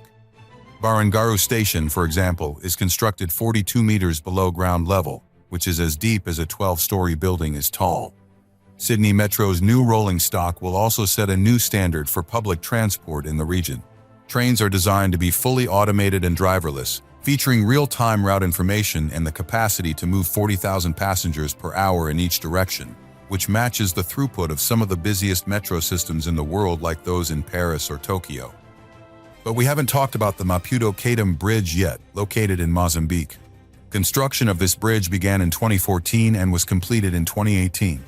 One of the primary engineering challenges was constructing a bridge that could span the wide expanse of Maputo Bay while withstanding the region's environmental conditions. The bridge features a main span of 680 meters, supported by 2 massive towers that rise 137 meters above the water. The construction of the bridge's towers involved using high-strength concrete and reinforced steel. The towers were constructed using slip-form construction techniques, where concrete is continuously poured into a moving formwork that gradually climbs the structure. This method allows for the efficient and continuous construction of tall structures with consistent quality. The towers were designed to withstand strong winds and seismic activity, ensuring the bridge's stability and safety. The bridge's deck is suspended from the towers using large-diameter steel cables. These cables are made from high-strength steel and are capable of bearing significant loads. The cables were fabricated in sections and then transported to the construction site, where they were assembled and installed using specialized cranes and cable spinning techniques. The deck itself is composed of precast concrete segments, which were manufactured off-site and then transported and assembled on-site. The construction of the bridge's foundations involved significant geotechnical challenges. The foundations were constructed using large-diameter board piles, which were drilled deep into the seabed to provide the necessary support for the bridge towers. The piles were reinforced with steel cages and filled with high-strength concrete to ensure their durability and load-bearing capacity. The construction process also included the installation of expansion joints and bearings to accommodate the bridge's movements due to thermal expansion, traffic loads, and seismic activity. The expansion joints are designed to allow for controlled movements of the bridge deck while maintaining a smooth and continuous driving surface. Next up, it's time to travel to Russia for the Yamal LNG megaproject. Located above the Arctic Circle on the Yamal Peninsula, this massive facility is designed to tap into the vast reserves of natural gas in the Russian Arctic, converting it into liquefied natural gas for export across the globe. The Yamal LNG project, spearheaded by Novatek, represents a monumental investment of approximately $27 billion. Since its inception, the project has been a labyrinth of logistical and technical challenges. Given the extreme Arctic conditions, where winter temperatures can plummet to -50 degrees Celsius and dark months stretch on endlessly. Spanning an area of over 3 million square meters, roughly the size of 420 football fields, the Yamal LNG facility includes 3 liquefaction trains, each capable of producing about 5.5 million tons of LNG per year. The project reached its full capacity in 2019, less than 3 years after it started shipping LNG. Constructing a project of this magnitude in such a harsh environment required innovative engineering solutions. Over 150,000 tons of materials and equipment were transported across Arctic waters using specially designed icebreaker ships. The construction involved over 30,000 workers from around the world, who lived in rotation in isolated, freezing conditions, often enduring 24-hour periods of darkness. One of the unique features of Yamal LNG is its use of the Arctic's natural cold to help liquefy gas, significantly reducing energy consumption compared to other LNG projects worldwide. Additionally, the facility's infrastructure is built on piles to prevent thawing of the permafrost, a critical consideration for maintaining structural integrity in the Arctic. Comparatively, the scale of Yamal LNG rivals that of small cities. The amount of concrete poured to construct the foundation pads and structures is enough to lay a sidewalk from Moscow to St. Petersburg. As Yamal LNG continues to operate, it plays a pivotal role in transforming Russia's energy landscape. Staying in the same country, let's check out the Seal Tower, located in Dubai. Set to complete in 2024, it's poised to redefine the skyline as the world's tallest hotel. Soaring to a height of 365 meters, this architectural marvel will eclipse the current record holder, the Jevora Hotel, by over 30 meters. Designed by the acclaimed Noor Group, Seal Tower will house an impressive 142 luxury suites across its 82 floors. The building's floor area totals about 140,000 square meters, equivalent to roughly 20 football fields laid side by side.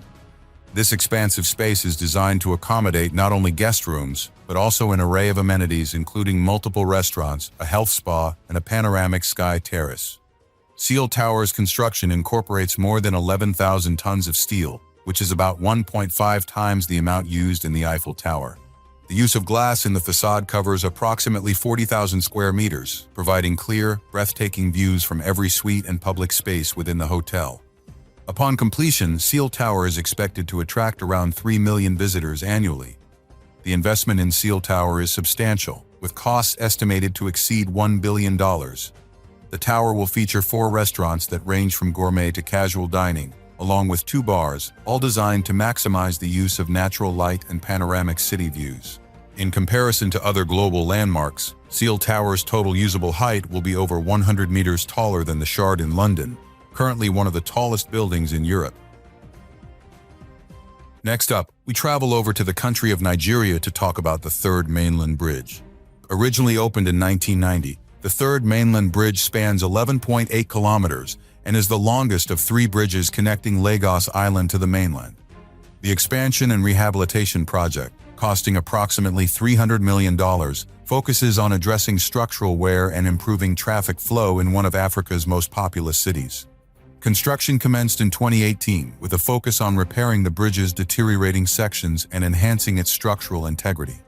One of the primary engineering challenges was the need to work on a live bridge that supports over 100,000 vehicles daily. To minimize disruptions, the project was executed in phases, with specific sections of the bridge closed for repairs while traffic was rerouted to alternative routes. This required precise planning and coordination to ensure safety and efficiency. The rehabilitation work involved several advanced engineering techniques. Structural assessments revealed issues with the bridge's expansion joints, bearings, and decking. To address these, engineers employed high-pressure water jets to remove deteriorated concrete and replaced it with high-performance materials that offer greater durability. The expansion joints, critical for accommodating thermal expansion and contraction, were replaced with modern, flexible joints designed to withstand heavy traffic loads and environmental conditions. In addition to structural repairs, the project included the installation of new asphalt overlays to improve the road surface. This involved milling the existing surface to create a suitable base for the new asphalt layers. Engineers used state-of-the-art paving machines to ensure a smooth and even surface, essential for enhancing driving comfort and reducing wear and tear on vehicles.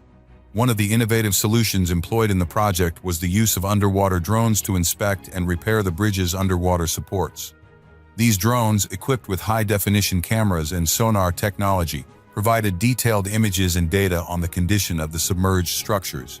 The successful completion of the third mainland bridge expansion is expected to significantly improve traffic flow and safety in Lagos, reducing congestion and travel times for commuters.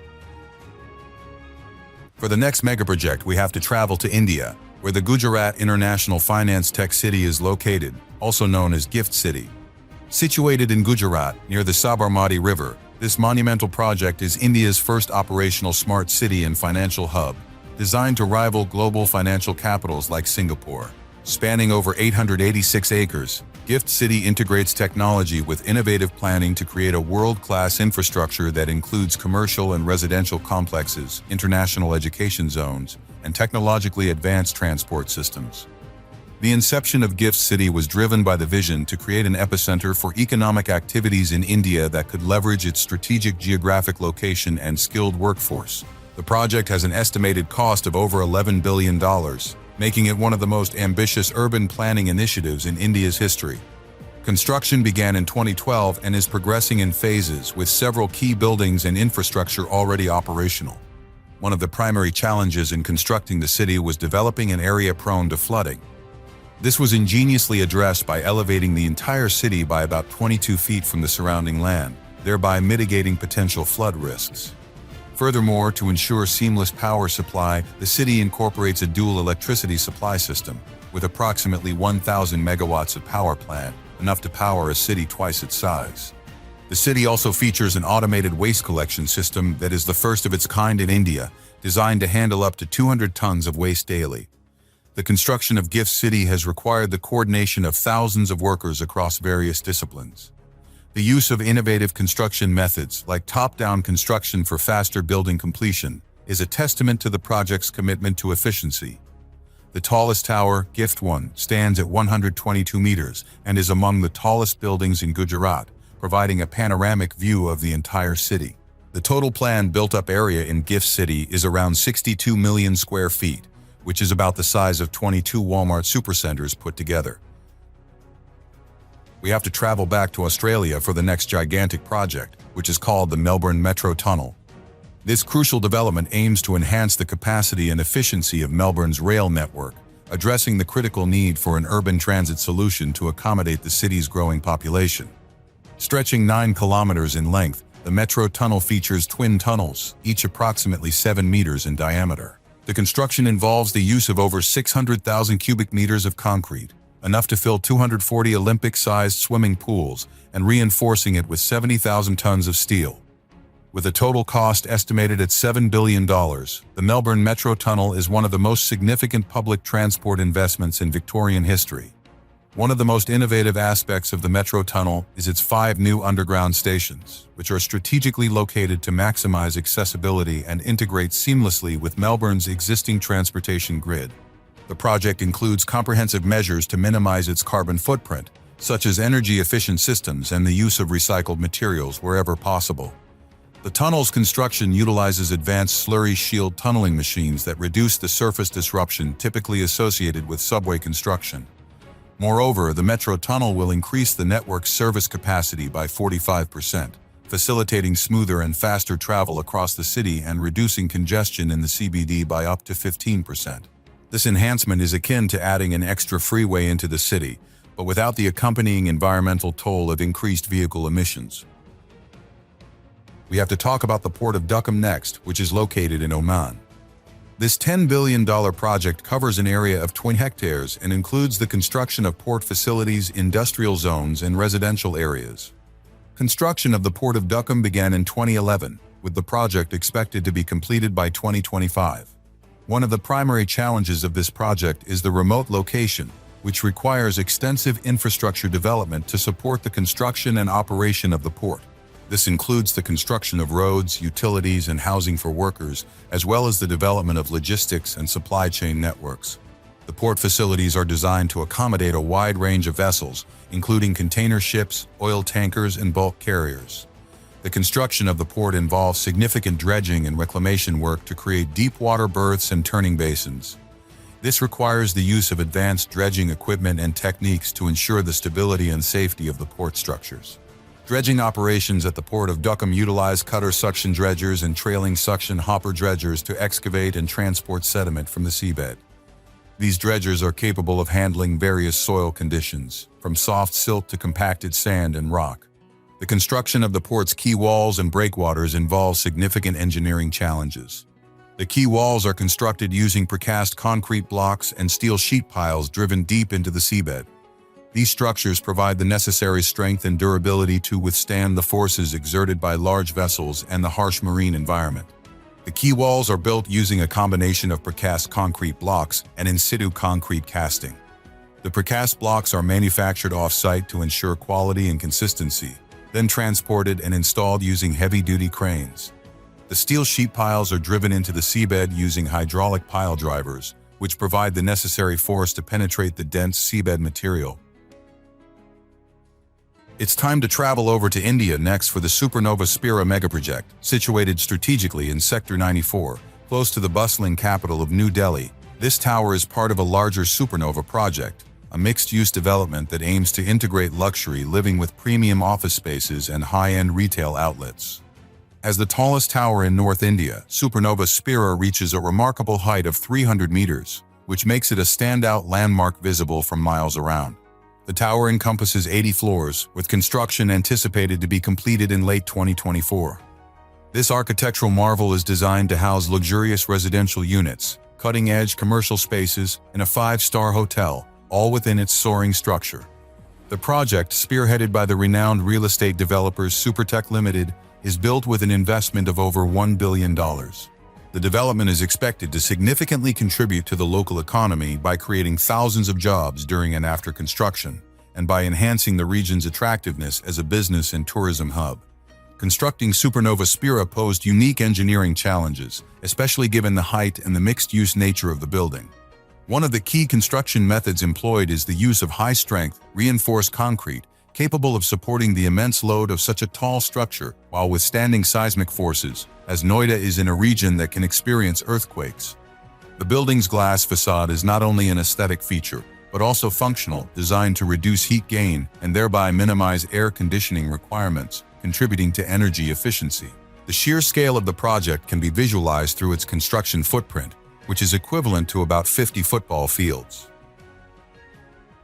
We have to travel over to Singapore next, where the Jurong Island expansion project stands. This multi-billion-dollar project involves extensive land reclamation, construction of industrial facilities, and development of supporting infrastructure.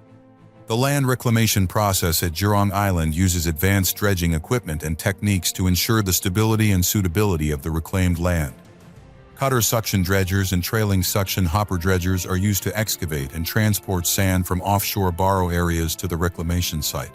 The dredged material is then pumped into designated areas, where it is compacted and stabilized to create a solid foundation for industrial facilities.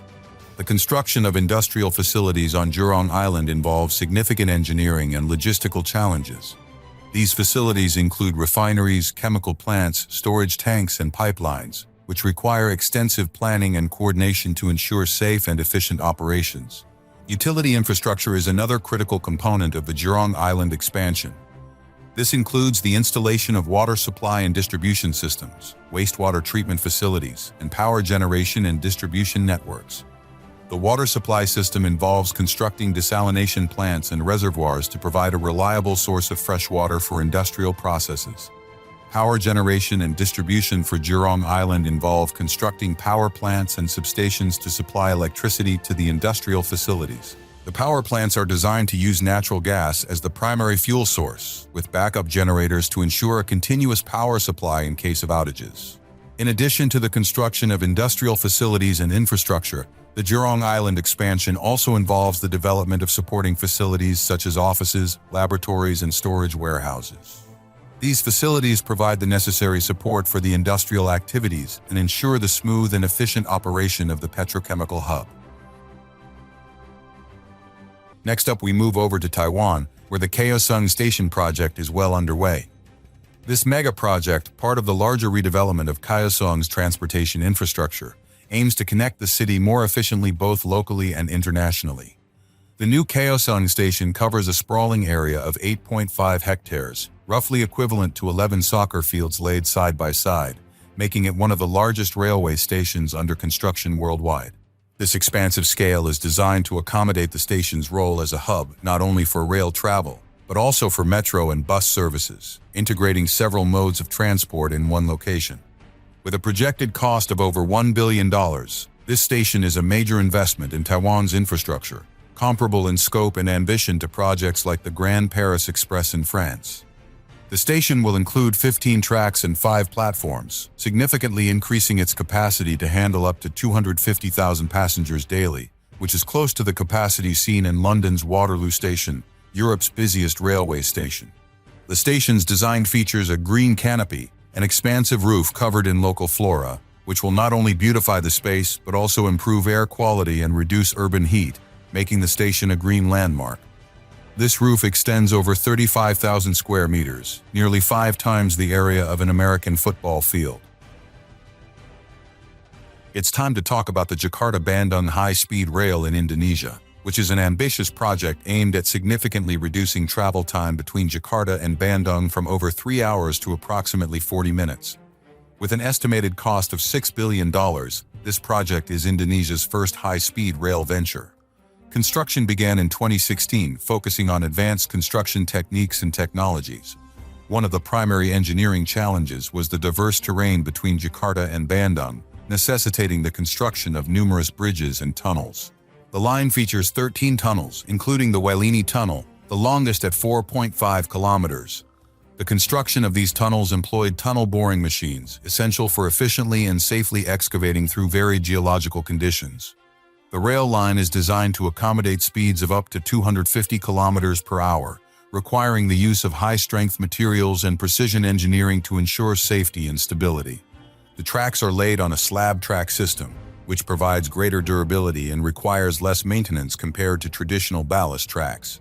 This system involves laying the rails on concrete slabs fixed in place with high-precision techniques to maintain the alignment and smoothness required for high-speed travel. A significant challenge faced during the construction was minimizing the impact on densely populated areas along the route. To address this, elevated tracks and viaducts were constructed in several sections, reducing the need for land acquisition and minimizing disruption to local communities. Another critical aspect of the construction process was ensuring the rail line's resilience to seismic activity. Indonesia is located in a seismically active region, so the design incorporates earthquake-resistant features. These include flexible track systems and shock-absorbing materials that can withstand significant ground movement without compromising the rail line's integrity. Logistics played a crucial role in the project's success, given the scale and complexity of the construction. materials and equipment had to be transported to various construction sites along the 142.3-kilometer route. This required a well-coordinated supply chain and efficient transportation network to ensure timely delivery and minimize delays. We have to travel to Australia next for the Forestfield Airport Link Megaproject. This visionary public transport project in Perth, Australia, is set to transform how travelers and residents move around the city. Initiated in 2016 and completed in 2022, this ambitious project aims to seamlessly connect Perth's eastern suburbs to the city centre and the airport, enhancing mobility and spurring economic growth. Spanning a total of 8.5 kilometers, the link features a twin-bore tunnel and 3 new stations, each designed with unique architectural elements that reflect the local heritage and landscape. The cost of this strategic initiative is pegged at approximately 1.86 billion Australian dollars, making it one of the highest investments in Western Australia's public transport system in decades. One of the remarkable aspects of this project is the use of tunnel boring machines. These technological marvels, affectionately named Grace and Sandy, have been instrumental in excavating the tunnels. Each machine is over 130 meters long and weighs more than 600 tons, capable of tunneling through up to 20 meters of earth per day. The construction has faced numerous challenges, notably the complex geological conditions that include sandy and water-bearing soils, which are particularly tricky to navigate. This required innovative tunneling techniques and state-of-the-art waterproofing solutions to ensure the structural integrity and longevity of the tunnel. Each station will also feature artworks that celebrate the cultural and natural heritage of the area, creating not just transit points but destinations that offer a sense of place and community. Moving over to the neighboring country of Germany, we have to talk about the 4 Frankfurt project. This impressive development encompasses 4 towers, each designed to redefine urban living and working in Europe's financial hub. These 4 skyscrapers vary in height, with the tallest reaching 233 meters, making it one of the highest buildings in Germany, surpassed only by the Commerzbank Tower. Together, the towers boast a total floor area of approximately 218,000 square meters, equivalent to about 30 soccer fields laid flat. The construction budget for 4 Frankfurt is estimated at 1.3 billion euros. Around 5,000 construction workers are involved in bringing this project to fruition, utilizing approximately 50,000 cubic meters of concrete and 10,000 tons of steel, the latter amount enough to build 7 Eiffel Towers. Each tower's facade is designed with sustainability in mind, featuring high-efficiency glass that maximizes natural light while minimizing heat gain. This aspect is crucial, considering the complex aims to achieve LEED Platinum certification. The residential units are expected to house about 1,000 people, providing them with amenities such as a panoramic gym, rooftop gardens, and direct access to a newly landscaped public plaza nearly twice the size of the Place de la Concorde in Paris. In comparison to other global megaprojects like Hudson Yards in New York City, 4 Frankfurt is unique in its approach to vertical living spaces and integration with public amenities. 4 Frankfurt's integration of office spaces and residential areas within the same complex is a model of modern urban development.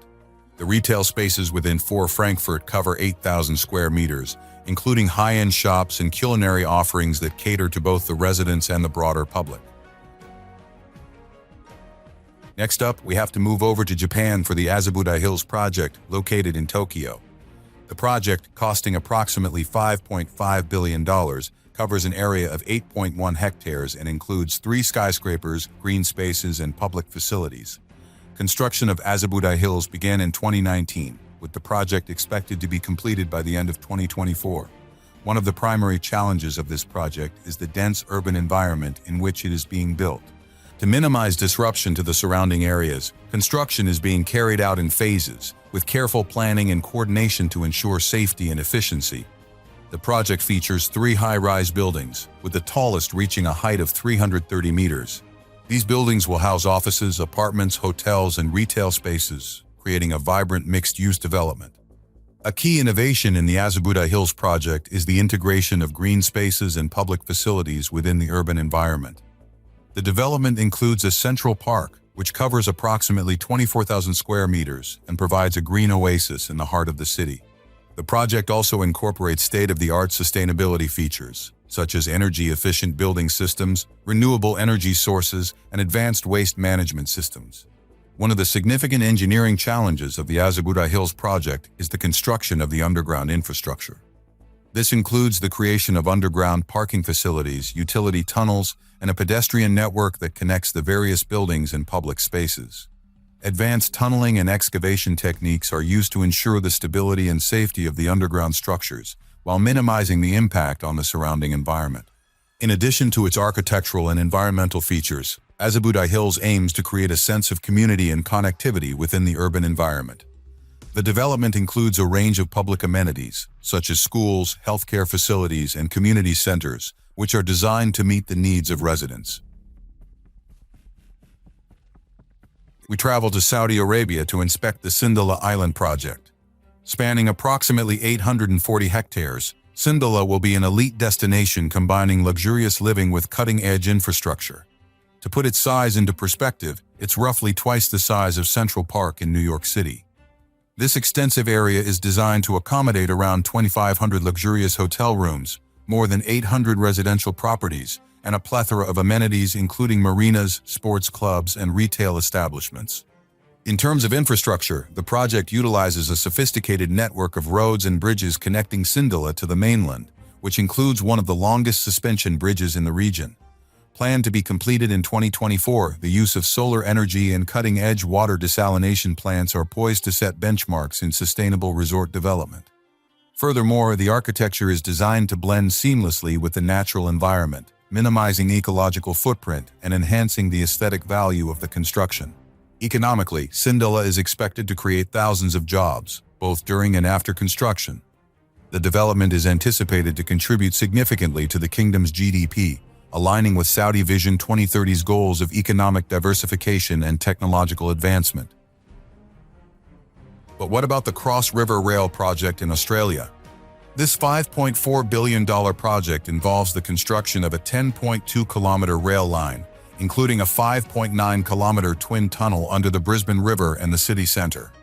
Construction of the Cross River Rail began in 2019, with the project expected to be completed by the end of 2024. One of the primary challenges of this project is the need to construct the tunnels beneath a densely populated urban area. To minimize disruption to the city, tunnel boring machines are used to excavate the tunnels. These machines can efficiently and safely bore through the ground while minimizing surface disruption. The project also includes the construction of 4 new underground stations, which are designed to accommodate high-capacity trains and provide modern, accessible facilities for passengers. The project also involves significant upgrades to existing infrastructure, including track realignment and station enhancements. These upgrades are designed to improve the overall capacity and efficiency of Brisbane's rail network, providing a more reliable and convenient service for passengers. Environmental and social considerations are a key focus of the Cross River Rail project. Measures are being implemented to minimize the environmental impact of the construction and operation of the rail line. By providing a reliable and efficient alternative to road transport, the rail line will help reduce traffic congestion and travel times for commuters. In addition to the construction jobs, the operation and maintenance of the rail line will create long-term employment opportunities, further contributing to economic growth and development. But what about the expansion of one of the busiest airports in the world? New York's John F. Kennedy International Airport is embarking on a monumental expansion project that will redefine the travel experience for millions. This $13 billion transformation is designed to solidify JFK's position as a modern gateway to the world, enhancing capacity and accessibility. Its expansion encompasses the comprehensive redesign and rebuilding of Terminal 1, along with the enhancement of surrounding infrastructure. The new terminal will cover over 2.9 million square feet, making it one of the largest international terminals in the United States. Scheduled for completion in 2026, the project aims to address the pressing issues of congestion and outdated facilities, which have long plagued JFK. It's anticipated to increase the airport's capacity significantly, allowing it to handle millions more passengers each year smoothly and efficiently. Construction challenges are substantial, given JFK's continuous operation as one of the busiest airports in the world. The project requires meticulous staging to ensure that daily operations are minimally disrupted. This involves complex logistical planning, such as rerouting traffic and implementing sophisticated noise and dust mitigation strategies during construction. Sustainability is at the heart of the JFK expansion. The project aims for a significant reduction in energy usage through sustainable design elements that include solar energy capabilities and other renewable technologies. Comparatively, the investment in JFK's expansion is similar in scope to the construction of the new Apple Park in Cupertino, which also approached $13 billion. However, the impact of JFK's expansion is set to be far broader, influencing international travel and economic activity across the globe. Let's investigate the Bogotá Metro project next, which is located in Colombia. The first line of this metro development, costing approximately $4.3 billion, will stretch over 24 kilometers and include 16 stations, serving millions of residents in Bogotá. Construction of the Bogotá Metro began in 2020, with the project expected to be completed by 2028. One of the primary challenges of this project is the dense urban environment in which it is being constructed. To minimize disruption to the city, much of the metro line is being built underground, requiring extensive tunneling and excavation work. The use of tunnel boring machines is essential for this task, as they can efficiently and safely excavate the tunnels while minimizing surface disruption. The metro line is designed to accommodate high-capacity trains that can transport up to 72,000 passengers per hour. One of the innovative aspects of the metro project is the integration of advanced signaling and control systems. The metro will use a communication-based train control system, which allows for real-time monitoring and control of train movements. The construction of the metro also involves significant coordination with existing infrastructure and utilities. Engineers must carefully plan and execute the tunneling and excavation work to avoid disrupting critical services such as water, electricity, and telecommunications. This requires detailed mapping and analysis of the underground environment, as well as the use of advanced construction techniques to ensure the stability and integrity of the surrounding infrastructure. The Bogotá Metro is expected to have a transformative impact on the city's transportation system. By providing a reliable and efficient alternative to road transport, the metro will help reduce traffic congestion and travel times for commuters. It's time to travel to the United Arab Emirates for the next project. Set to open its doors in 2024, the Zayed National Museum will be dedicated to the late Sheikh Zayed bin Sultan Al Nahyan, spanning across 12,000 square meters, roughly equivalent to 2 football fields. The museum's design, a masterpiece by the renowned architect Lord Norman Foster, features a cluster of 5 solar thermal towers soaring 125 meters high. These towers are not only architectural marvels but also functional, acting as thermal chimneys to naturally draw cooling currents throughout the building. Zayed National Museum will host 9 permanent galleries, each narrating a part of the country's history. This space will also accommodate a temporary gallery space equal in size to an Olympic swimming pool, designed to host international exhibitions and large-scale installations. The building is poised to become a centerpiece in Stadia Cultural District, which also includes the Louvre Abu Dhabi and the upcoming Guggenheim Abu Dhabi. The construction utilizes materials that reflect the region's geology. The exterior is clad in limestone, much like the natural rock formations found in the Arabian deserts. Projected to attract around 300,000 visitors annually, the museum aims to double this number following the establishment phase. Let's travel over to Australia for the WestConnex project. This $16.8 billion development involves the construction of 33 kilometers of new and upgraded motorways, including tunnels, interchanges, and expressways. One of the significant engineering challenges in the WestConnex project is constructing the extensive tunnel network. The tunnels are built using tunnel boring machines, which can simultaneously excavate and line the tunnels with concrete segments. This method ensures a smooth and efficient construction process, minimizing disruption to the surface environment. The boring machines used in the project are some of the largest in the world, with diameters of up to 15.5 meters. Another innovative aspect of the WestConnex project is using smart technology to manage traffic flow and improve safety. The motorways are equipped with an intelligent transport system that includes real-time traffic monitoring, electronic signage, and automated incident detection.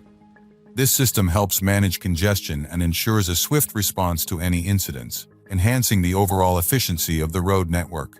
Measures have been taken to minimize the environmental impact of the construction and operation of the motorways. This includes using low-emission construction equipment, implementing noise barriers and green walls to reduce noise pollution. One of the key benefits of the WestConnex project is the significant reduction in travel times for commuters.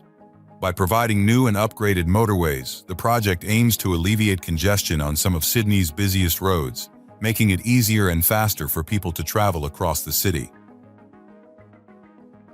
The Mersey Gateway Bridge in the United Kingdom is a major infrastructure project designed to improve connectivity and reduce congestion in the Merseyside region. The bridge spans 1.2 kilometers across the River Mersey, providing a new crossing between Runcorn and Widnes. The construction of the bridge involves advanced engineering techniques, extensive earthworks, and the installation of modern traffic management systems. The bridge is a cable-stayed structure featuring 3 pylons and a series of cables supporting the bridge deck. Constructing the pylons involves driving deep foundations into the riverbed, using reinforced concrete to ensure stability and durability. The cables are made from high-strength steel, capable of supporting the weight of the bridge deck and the traffic it carries.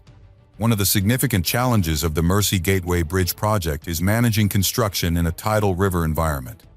Engineers must carefully plan and execute construction activities to minimize disruption to river traffic and ensure the safety of workers and the environment. Additionally, the project must adhere to strict environmental and safety regulations, requiring advanced monitoring and control systems to mitigate impacts. The bridge incorporates numerous sustainability features, such as energy-efficient lighting, stormwater management systems, and green spaces. These elements reduce the environmental impact of the bridge and enhance the quality of life for nearby residents. The construction also involves extensive public consultation and engagement to address concerns and ensure transparency. Berlin Central Station in Germany is one of Europe's largest and most modern railway stations, serving as a major transportation hub in the heart of Berlin. The station's construction involves significant engineering and architectural challenges, including the integration of multiple rail lines and the creation of a multi-level structure to accommodate high-speed, regional, and local train services. The station's design features a vast glass roof and an extensive use of steel and concrete to create a spacious and open interior. The construction process for Berlin Central Station began with the excavation of a large underground cavity to house the lower levels of the station. This was followed by the installation of reinforced concrete foundations and structural supports to create the station's framework. The use of advanced construction techniques, such as top-down construction, allowed for the simultaneous construction of the upper and lower levels, reducing overall construction time. In this method, the ground-level structure is built first, followed by the excavation and construction of the lower levels. This technique minimizes the need for extensive temporary supports and allows for faster progress. The station's glass roof was assembled using prefabricated steel and glass components, which were lifted into place using large cranes and carefully aligned to ensure structural integrity and aesthetic appeal. The roof's design allows natural light to flood the interior, creating a bright and welcoming environment for passengers. The extensive use of glass also provides panoramic views of the surrounding cityscape. The construction of Berlin Central Station also involved the installation of complex rail systems. This included laying new tracks, installing signaling systems, and integrating with the existing rail network. High-precision track laying machines were used to ensure the tracks were positioned with millimeter accuracy, essential for the smooth operation of high-speed trains. The Hisingsbron Bridge in Gothenburg, Sweden, a vertical lift bridge, is a remarkable engineering project aimed at replacing the aging Götaälvbron Bridge. Scheduled for completion in 2021, the Hisingsbron Bridge stands out for its innovative design and construction techniques. The bridge spans approximately 1,300 feet and features a vertical lift mechanism, allowing it to accommodate both road and maritime traffic efficiently. The construction began with the installation of deep foundation piles, driven into the riverbed to provide a stable base for the bridge piers. These piles were made of high-strength steel and concrete, capable of withstanding the dynamic loads from both the bridge structure and passing ships. The foundation work required precise geotechnical surveys and advanced piling techniques to ensure the stability and longevity of the structure. The bridge's main span is constructed using steel box girders, which were prefabricated off-site and transported to the construction site. These girders were then lifted into place using heavy lift cranes and connected to the piers. The use of prefabrication allowed for high-quality control and reduced on-site construction time.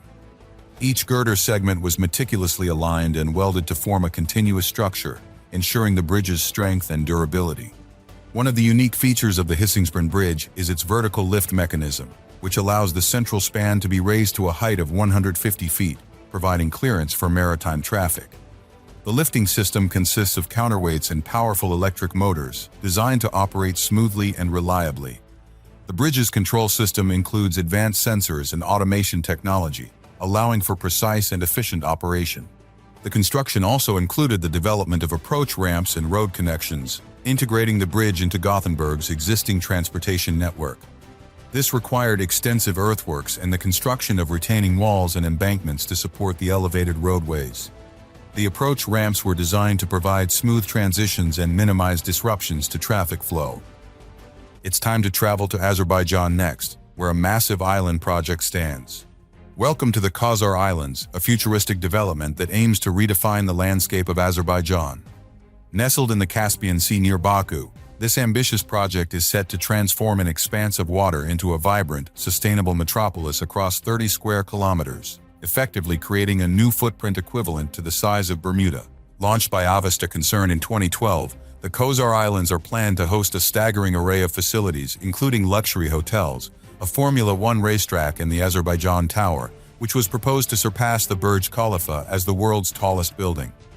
This skyscraper, along with countless others, aims to create a skyline that would rival those of the world's most illustrious cities. The projected cost of this colossal development is around $100 billion, reflecting its vast scope and the cutting-edge technology required to build on such a scale. Construction challenges are immense, primarily due to the harsh marine environment, which requires innovative solutions for stability and longevity. For instance, building on the Caspian Sea necessitates advanced marine engineering techniques to deal with variable water levels and to protect the new land from potential flooding. The logistical undertakings for constructing the islands involve moving millions of cubic meters of sand and soil, enough to fill over 40,000 Olympic-sized swimming pools, illustrating the massive scale of earthworks required. The islands will also feature a network of bridges and causeways, the longest of which will stretch for several kilometers, providing critical infrastructure to connect the islands to the mainland and each other. However, the project has faced significant hurdles. Economic fluctuations and funding issues have slowed progress, reflecting the complexities of financing one of the world's most expensive real estate developments. Despite these challenges, the vision for the Khazar Islands continues to push forward, promising to not only elevate Azerbaijan's profile on the world stage, but also to provide a boost to the local economy through tourism and international investment. The Brasilia Digital TV Tower is a landmark structure in Brazil designed by renowned architect Oscar Niemeyer. The tower stands at 600 feet tall and serves both as a broadcast facility and a tourist attraction. The construction of the tower involves advanced engineering techniques and careful architectural design to ensure its functionality and aesthetic appeal. The tower's foundation is a critical component, requiring deep piles driven into the ground to support the massive structure. These piles are typically made of reinforced concrete, providing the necessary strength and stability. The main structure is composed of a reinforced concrete core surrounded by a steel framework. This combination of materials ensures the tower is both strong and flexible, capable of withstanding wind loads and other environmental forces. One of the unique features of the Brasilia Digital TV Tower is its observation deck, located near the top of the structure. Constructing this deck involves installing large glass panels and steel supports to create a safe and accessible space for visitors. The deck provides panoramic views of the city, making it a popular tourist destination. The tower also houses advanced broadcasting equipment, including antennas and transmitters for digital TV signals. Installing this equipment requires precise engineering and coordination to ensure optimal signal strength and coverage. The equipment is housed in specially designed rooms within the tower, protected from environmental factors and easily accessible for maintenance. In addition to its technical functions, the Brasilia Digital TV Tower is an architectural masterpiece, embodying Niemeyer's vision of fluid, organic forms. The construction process required collaboration between engineers and architects to ensure the structure's aesthetic integrity while meeting functional requirements. The tower's sleek, modern design is a testament to Brazil's commitment to innovation and progress. Marina Bay Sands in Singapore is an iconic integrated resort that includes a hotel, casino, convention center, shopping mall, and observation deck. The construction of Marina Bay Sands involves significant engineering challenges and the use of advanced construction techniques. The project began with extensive site preparation, including the reclamation of land from the sea. This involved the construction of a cofferdam to create a dry work area, followed by the installation of deep foundations to support the resort's massive structure. The foundations were constructed using board piles and diaphragm walls, which provide stability and strength. The main structure of Marina Bay Sands consists of 3 interconnected towers, each standing at 55 stories high. The towers are constructed using reinforced concrete and steel frames with a central core providing additional stability. The construction of the towers involved the use of high-strength concrete and advanced formwork systems to ensure precise alignment and smooth finishes. One of the most impressive features of Marina Bay Sands is the Sky Park, a large observation deck that spans the 3 towers. The Sky Park was constructed using prefabricated steel sections, which were lifted into place using large cranes. The sections were then welded together to create a continuous structure, with additional support provided by steel cables. The resort also includes a large convention center, which was constructed using a combination of reinforced concrete and steel frames. The convention center features large open spaces with high ceilings, which were created using long-span steel trusses. The construction of the shopping mall involved the use of glass and steel to create a bright and modern interior, with high-quality finishes and fixtures. The Captain Cook Bridge in Brisbane, Australia, completed in 1972, is a significant infrastructure project that spans the Brisbane River, connecting the southern suburbs to the central business district. The bridge's construction involved several innovative engineering techniques and addressed various challenges posed by the river's width and tidal fluctuations. The bridge is a press-truss concrete structure, consisting of a continuous box girder design. The construction process began with the sinking of deep caissons into the riverbed to provide stable foundations for the bridge piers. These caissons, large cylindrical structures, were constructed using reinforced concrete and driven into the riverbed using pile-driving equipment. Once in place, they were filled with concrete to create solid footings for the bridge. The box girder sections were precast in segments onshore and then transported to the construction site using barges. These segments were assembled using the balanced cantilever method, where sections were added symmetrically on either side of the piers. This method ensured that the structure remained balanced and stable throughout the construction process. Each segment was lifted into place using specialized cranes and temporarily supported until the adjacent segments were connected and the concrete joint secured. One of the significant challenges during construction was managing the tidal fluctuations in river traffic. To address this, engineers implemented a detailed construction schedule that accounted for tidal variations and coordinated with local authorities to minimize disruptions to river navigation. Temporary cofferdams were constructed around the piers to provide dry working conditions during low tide, allowing for the precise placement of concrete and other materials. The bridge's design also included provisions for seismic activity and thermal expansion. Expansion joints were incorporated into the structure to accommodate temperature variations and prevent cracking. These joints, made of flexible materials, allow the bridge to expand and contract with changes in temperature without compromising structural integrity. The Captain Cook Bridge is notable for its use of press-truss concrete, which provides high strength and durability.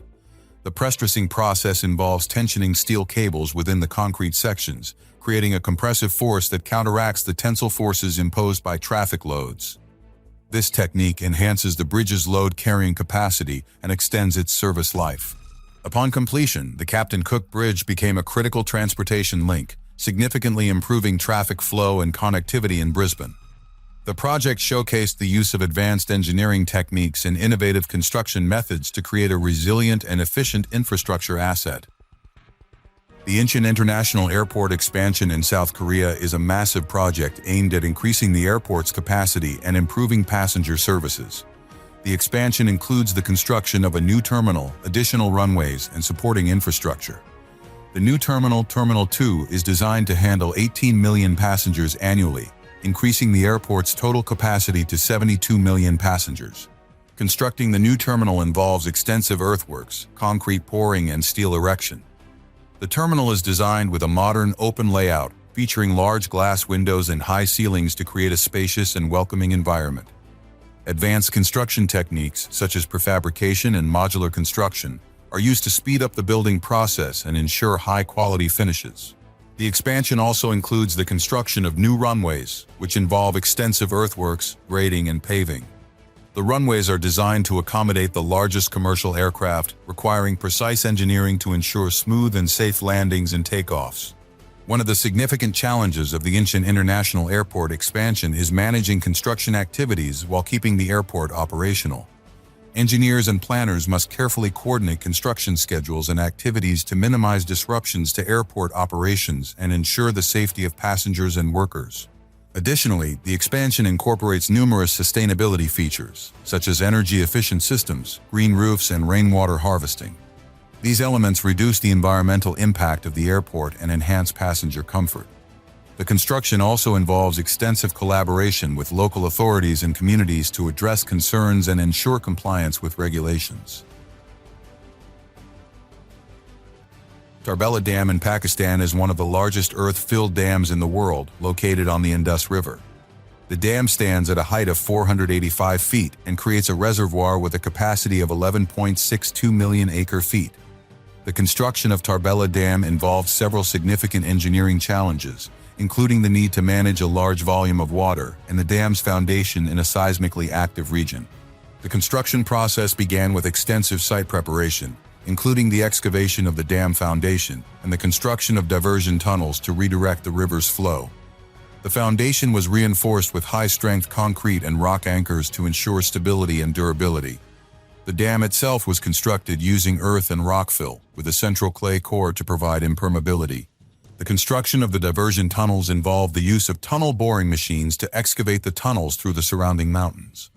These machines are capable of cutting through hard rock and soil, creating a smooth tunnel lining that minimizes water leakage. The TBMs were equipped with advanced sensors and monitoring systems to ensure precise alignment and minimize the risk of collapse. Once the foundation and diversion tunnels were complete, the dam's main structure was built using a combination of earth, rock, and concrete. The materials were placed in layers and compacted using heavy machinery to ensure maximum density and strength. The clay core was constructed in sections, with each section carefully compacted and tested for impermeability. The Tarbela Dam project also included the construction of a power plant at the base of the dam. This plant houses multiple hydroelectric turbines capable of generating 478 megawatts of electricity. The turbines are driven by water released from the reservoir, which flows through large penstocks and turns the turbine blades. The electricity generated is transmitted to the national grid through high-voltage transmission lines. The new Manila International Airport in the Philippines is an ambitious project designed to alleviate congestion at the existing Ninoy Aquino International Airport. Scheduled for completion in phases with full completion expected by 2025, this airport will feature 4 parallel runways and a capacity to handle 100 million passengers annually. The construction involves massive earthworks, advanced engineering techniques, and meticulous planning to create a state-of-the-art facility. The initial stages of construction focused on land reclamation and site preparation, as the airport is being built on a low-lying area prone to flooding. To address this, engineers employed a combination of dredging and soil stabilization techniques. Millions of cubic meters of sand and fill material were dredged from nearby areas and transported to the site, raising the ground level and creating a stable foundation for the airport infrastructure. The use of geotextiles and ground improvement techniques, such as dynamic compaction and prefabricated vertical drains, helped to accelerate the consolidation of the reclaimed land and improve its load-bearing capacity. The construction of the airport's runways involved precise grading and paving techniques to ensure smooth and durable surfaces. Each runway is designed to accommodate the largest commercial aircraft, requiring layers of high-strength asphalt and concrete. The paving process utilized advanced machinery and techniques, including slip-form pavers and laser-guided screeds, to achieve the required surface smoothness and thickness. The terminal buildings, designed to handle the high passenger volume, incorporate modern architectural and engineering principles. The construction of these structures involves the use of prefabricated steel components and modular construction techniques, which allow for rapid assembly and high-quality finishes. The terminal roofs are supported by a network of steel trusses, creating large open spaces that enhance passenger comfort and flow. One of the significant challenges of the new Manila International Airport project is integrating advanced technological systems. The airport will feature state-of-the-art air traffic control systems, automated baggage handling, and advanced security screening technologies. The installation and integration of these systems require careful coordination between different contractors and suppliers, ensuring that all components work seamlessly together to provide a safe and efficient airport operation. The airport's construction also includes extensive infrastructure for ground transportation. This involves the development of access roads, parking facilities, and connections to public transit systems. The design of these facilities aims to provide efficient and convenient access for passengers, reducing travel times and improving the overall airport experience. The Napoli-Afragola rail station in Italy is a modern transportation hub designed to improve connectivity between Naples and other major Italian cities. The station, designed by architect Zaha Hadid, features a striking architectural design and advanced construction techniques. The station includes multiple levels, extensive platforms, and state-of-the-art passenger facilities. The construction of the station involves extensive earthworks, concrete pouring, and steel reinforcement to create a stable and durable structure. The platforms are designed to accommodate high-speed trains, requiring precise alignment and smooth surfaces to ensure safe and efficient operations. Engineers use advanced surveying and construction techniques to achieve the necessary precision. One of the significant challenges of the Napoli-Afragola rail station project is integrating the new station with existing rail infrastructure. This involves constructing new rail lines, switches, and signaling systems to ensure seamless connections with the existing network. Engineers use advanced computer modeling and simulation tools to plan and optimize the rail connections, minimizing disruptions to existing services. Additionally, the station's design incorporates numerous sustainability features, such as natural lighting, energy-efficient systems, and green spaces. These elements reduce the station's environmental impact and enhance passenger comfort. The station's construction also required meticulous planning to preserve the surrounding landscape and minimize disruption to local communities. Gare du Nord expansion in France is an extensive project aimed at modernizing and expanding one of Europe's busiest railway stations. The expansion involves the construction of new platforms, the renovation of existing facilities, and the creation of additional passenger amenities. The project is designed to accommodate the growing number of passengers and improve the overall efficiency of the station. The construction process for the Gare du Nord expansion begins with site preparation and the demolition of existing structures to make way for the new platforms. This is followed by the excavation of the new platform areas and the installation of deep foundations to support the station's expanded structure. The use of advanced excavation techniques, such as diaphragm walls and secant piles, ensures the stability of the surrounding soil and minimizes the risk of settlement. The new platforms are constructed using reinforced concrete and steel beams, providing a strong and durable foundation for the station's operations. The platforms are designed to accommodate high-speed trains, with precise alignment and level surfaces to ensure smooth boarding and disembarking. The construction process also involves the installation of advanced signaling and communication systems to manage train movements and ensure passenger safety. The renovation of existing facilities includes the upgrading of waiting areas, ticketing offices, and retail spaces. High-quality finishes and modern amenities are specified to enhance the passenger experience. The station's historical architecture is preserved and integrated with the new construction, creating a seamless blend of old and new. The new Kalani Bridge in Sri Lanka, completed in 2020, is a significant infrastructure project aimed at improving connectivity between Colombo and its suburbs. This 6-lane bridge spans the Kalani River and incorporates several innovative construction techniques to address the challenges posed by the river's width and tidal variations. The construction process began with the installation of deep foundation piles, driven into the riverbed to provide a stable base for the bridge piers. These piles were made of high-strength steel and concrete, capable of withstanding the dynamic loads from both the bridge structure and river currents. The foundation work required precise geotechnical surveys and advanced piling techniques to ensure the stability and longevity of the structure. The bridge's main span, constructed using a steel box girder design, involved the prefabrication of large segments off-site. These segments were transported to the construction site using barges and lifted into place using heavy lift cranes. The use of prefabrication allowed for high-quality control and reduced on-site construction time. Each girder segment was meticulously aligned and welded to form a continuous structure, ensuring the bridge's strength and durability.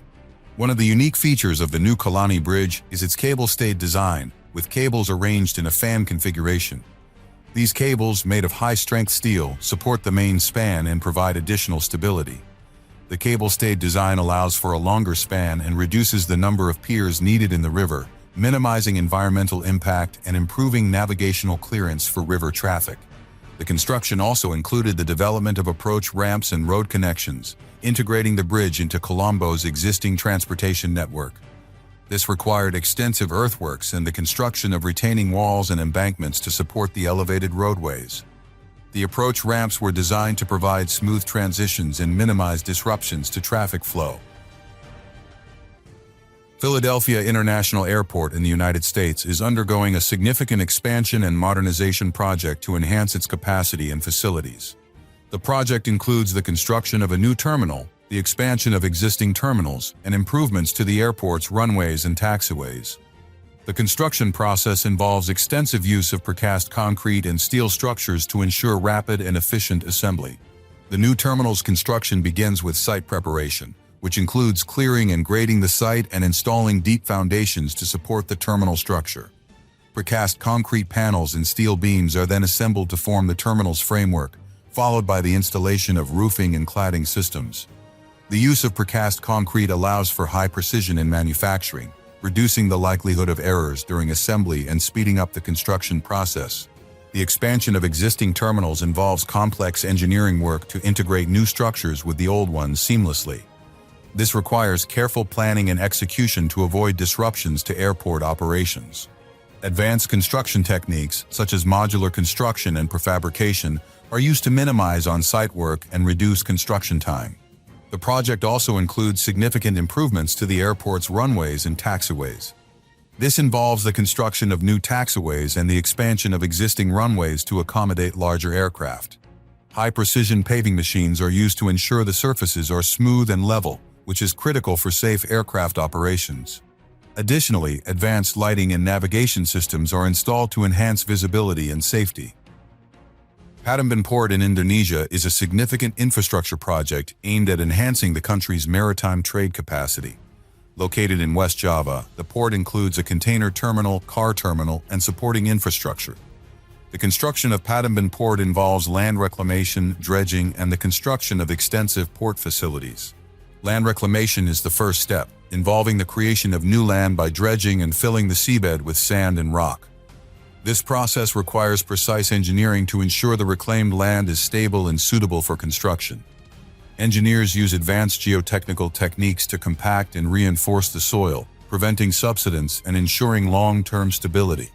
Dredging is essential for creating deep water channels and berths to accommodate large vessels. This involves removing sediment and rock from the seabed using specialized dredging equipment. The dredged material is carefully managed to minimize environmental impact, and in some cases it is used for land reclamation. The construction of port facilities includes building quays, warehouses, and support infrastructure. The quays are constructed using reinforced concrete piles driven deep into the seabed to provide a stable foundation. On top of these piles, concrete decks are cast to create the surface where cargo operations will take place. Warehouses and other buildings are constructed using steel frames and prefabricated panels, allowing for rapid assembly and scalability. One of the significant challenges of the Patamban Port project is managing the environmental impact of dredging and land reclamation. Engineers work closely with environmental experts to implement mitigation measures, such as creating artificial reefs and mangrove restoration projects to preserve marine habitats. Additionally, the project must adhere to strict safety and operational standards to ensure the port can handle the anticipated increase in maritime traffic. Moreover, the integration of advanced port management systems is crucial for optimizing cargo handling and logistics. These systems include automated cranes, real-time tracking, and inventory management tools to ensure efficient and timely operations.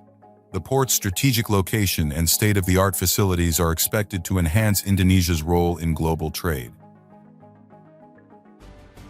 The Dignity Tunnel System in Indianapolis, United States, is an extensive network of deep rock tunnels designed to reduce sewer overflows into local waterways. Scheduled for completion in 2025, this project involves the construction of over 28 miles of tunnels, each approximately 18 feet in diameter and located 250 feet below ground. The construction process began with the excavation of deep access shafts, providing entry points for tunnel boring machines. These TBMs were specially designed to excavate through the limestone bedrock prevalent in the region. The TBMs, each over 300 feet long, used rotating cutter heads to grind through the rock, creating the tunnel bore. The excavated material was transported out of the tunnel using conveyor belts and hoisted to the surface through the access shafts. The tunnel lining was constructed using precast concrete segments, which were installed by the TBMs as they advanced. These segments, designed to withstand the high pressures at depth, were bolted together to form a watertight lining. The use of precast segments allowed for rapid construction and high-quality control, ensuring the structural integrity of the tunnels. One of the primary engineering challenges was managing groundwater infiltration. The tunnels were designed with a comprehensive dewatering system, including pumps and drainage galleries to control groundwater levels and prevent flooding. Additionally, the tunnel lining included waterproof gaskets and grout injection systems to seal any potential leaks. The Digendi tunnel system also involved the construction of large storage and conveyance structures designed to hold and transport combined sewer overflows during heavy rainfall events. These structures were integrated with the existing sewer network, requiring extensive coordination and planning. The project included the installation of advanced control systems, allowing for real-time monitoring and management of the sewer flows. The Digendi Tunnel System project showcases the application of advanced tunneling technology and engineering practices to address critical infrastructure needs. The project significantly reduces sewer overflows, improving water quality and public health in Indianapolis. The construction of this extensive tunnel network demonstrates the capabilities of modern engineering to solve complex urban infrastructure challenges. Sardar Sarovar Dam in India is one of the largest and most complex dam projects in the country. Located on the Narmada River in Gujarat, the dam stands at a height of 535 feet and creates a reservoir with a capacity of 7.7 million acre-feet. The construction of Sardar Sarovar Dam involves several significant engineering challenges, including the need to manage a large volume of water and the dam's foundation in a seismically active region. The construction process began with extensive site preparation, including the excavation of the dam foundation and the construction of diversion tunnels to redirect the river's flow. The foundation was reinforced with high-strength concrete and rock anchors to ensure stability and durability. The dam itself was constructed using earth and rock fill, with a central clay core to provide impermeability. The construction of the diversion tunnels involved the use of tunnel boring machines to excavate the tunnels through the surrounding mountains. These machines are capable of cutting through hard rock and soil, creating a smooth tunnel lining that minimizes water leakage. The TBMs were equipped with advanced sensors and monitoring systems to ensure precise alignment and minimize the risk of collapse. Once the foundation and diversion tunnels were complete, the dam's main structure was built using a combination of earth, rock, and concrete. The materials were placed in layers and compacted using heavy machinery to ensure maximum density and strength. The clay core was constructed in sections, with each section carefully compacted and tested for impermeability. The Sardar Sarovar Dam project also included the construction of a power plant at the base of the dam. This plant houses multiple hydroelectric turbines capable of generating 1,450 megawatts of electricity. The turbines are driven by water released from the reservoir, which flows through large penstocks and turns the turbine blades. The electricity generated is transmitted to the national grid through high-voltage transmission lines. The Australia Pacific LNG project is one of the largest and most complex energy projects in the world.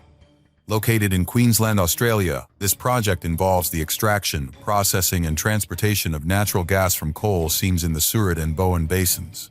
The gas is then converted into liquefied natural gas for export to international markets. The project includes three main components: the gas fields, a 530-kilometer gas pipeline, and an LNG processing and export facility on Curtis Island. The construction of the gas fields involves drilling thousands of wells and installing extensive networks of gathering lines and processing facilities. These wells are drilled using advanced drilling techniques to reach deep coal seams and extract the gas. Hydraulic fracturing or fracking is employed to enhance gas flow, requiring precise control and monitoring to ensure environmental safety. The 530-kilometer gas pipeline is a critical component, transporting gas from the fields to the LNG facility. Constructing this pipeline involves trenching, welding, and laying pipes across diverse terrains, including forests, rivers, and farmland. Engineers use horizontal directional drilling to install the pipeline beneath major obstacles without disturbing the surface. This technique is particularly useful for crossing rivers and environmentally sensitive areas. The LNG processing facility on Curtis Island is where the gas is cooled to -260 degrees Fahrenheit, transforming it into a liquid state for easier transport. This facility comprises liquefaction trains, storage tanks, and loading jetties.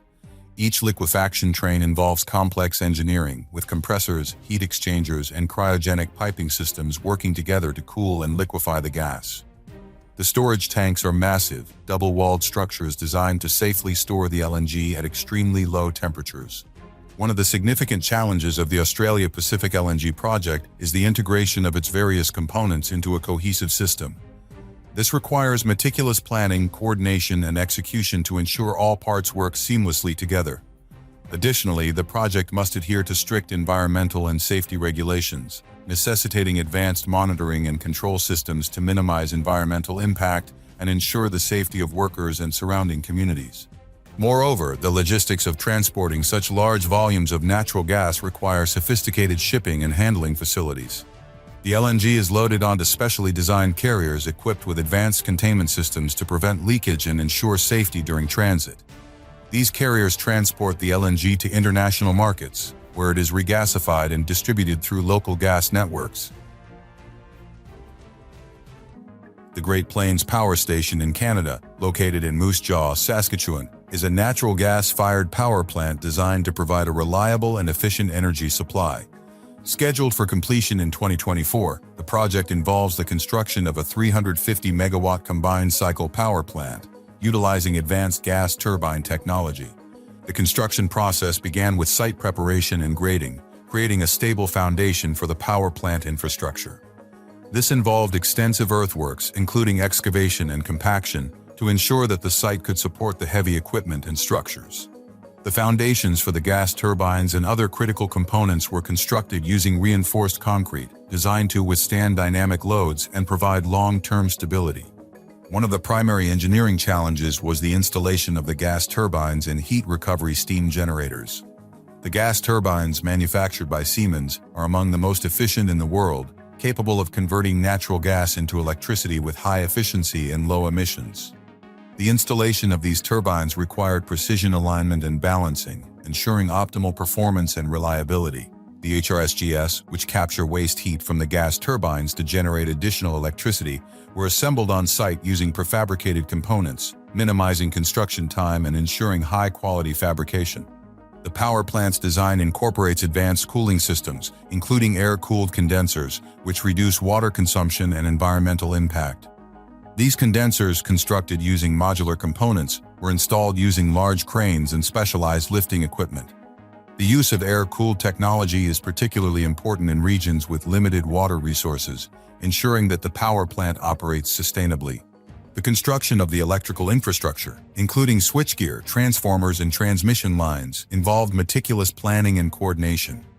This infrastructure is critical for connecting the power plant to the provincial grid and ensuring the reliable transmission of electricity. The installation of high-voltage equipment required specialized skills and safety measures, including extensive testing and commissioning procedures to verify performance and safety. The Great Plains Power Station project demonstrates the application of advanced engineering and construction techniques to create a modern, efficient, and environmentally responsible power generation facility. The project addresses the growing demand for electricity in Saskatchewan, providing a reliable and sustainable energy source that supports the province's economic development and environmental goals.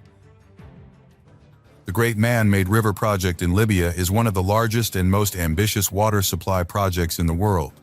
The project involves the construction of a vast network of underground pipelines and reservoirs to transport water from aquifers deep in the Sahara Desert to the coastal cities of Libya. The construction of the Great Man-Made River project involves several significant engineering challenges, including working in a remote and arid environment with limited infrastructure. The construction process begins with extensive surveying and land acquisition to establish the route of the pipelines. This is followed by large-scale excavation work, which involves the use of heavy machinery such as bulldozers, excavators, and dump trucks to remove vast quantities of earth and rock. The pipelines are constructed using reinforced concrete and steel, which provide durability and strength. The construction of the pipelines involves the use of advanced welding and coating techniques to ensure the joints are secure and the pipes are protected from corrosion. The pipes are laid in trenches, which are then backfilled with soil to provide additional support and protection. The project also includes the construction of large reservoirs and pumping stations to store and transport the water. The engineering challenges of the Great Man-Made River project include dealing with harsh environmental conditions, such as extreme temperatures and arid landscapes. Construction crews must work in difficult conditions, often facing temperatures exceeding 120 degrees Fahrenheit. Additionally, the remote location of the project requires the establishment of temporary construction camps and logistical support to provide essential services to the workers. Advanced surveying and mapping technologies are used to plan the pipeline routes and ensure precise alignment and gradient. This ensures that water flows smoothly through the pipelines and reaches the intended areas without excessive energy loss. The use of GPS and drone technology allows engineers to monitor progress and make real-time adjustments to the construction process. The Central Wan Chai Bypass in Hong Kong is a major infrastructure project designed to improve traffic flow and reduce congestion in the city. The project involves constructing a 5-kilometer-long highway, including a 3.7-kilometer tunnel connecting Central and Wan Chai. The construction of the bypass involves advanced tunneling techniques, extensive earthworks, and the installation of modern traffic management systems. Tunneling for the bypass employs tunnel boring machines to excavate and install tunnel segments simultaneously. This method ensures the tunnels are structurally sound and minimizes disruption to the surface. The tunnels are lined with precast concrete segments, providing a durable and waterproof structure. The construction of the highway involves extensive earthworks, including excavation, grading, and paving. The highway is designed to accommodate high traffic volumes, requiring precise engineering to ensure smooth and safe traffic flow. Additionally, the project includes the installation of modern traffic management systems, such as variable message signs and traffic cameras, to monitor and control traffic in real time. One of the significant challenges of the Central Wan Chai Bypass project is managing construction in a densely populated urban environment. Engineers must carefully plan and execute construction activities to minimize disruptions to daily life and ensure the safety of workers and residents. Additionally, the project must adhere to strict environmental and safety regulations, requiring advanced monitoring and control systems to mitigate impacts. Moreover, the bypass incorporates numerous sustainability features, such as noise barriers, green walls, and energy-efficient lighting. These elements reduce the environmental impact of the highway and enhance the quality of life for nearby residents. The construction also involves extensive public consultation and engagement to address concerns and ensure transparency. The Leonard P. Zakim Bunker Hill Memorial Bridge in Boston, completed in 2003, is a notable example of modern engineering and construction. The cable-stayed bridge, part of the Big Dig project, required innovative techniques and precise execution. The bridge features two inverted Y-shaped towers, each 295 feet tall, constructed using reinforced concrete. The climbing formwork system used for these towers allowed continuous concrete pouring, ensuring structural integrity and minimizing construction time. The main span of the bridge, stretching 745 feet, is supported by 116 high-strength steel cables arranged in a harp configuration. These cables were meticulously tensioned to ensure even load distribution.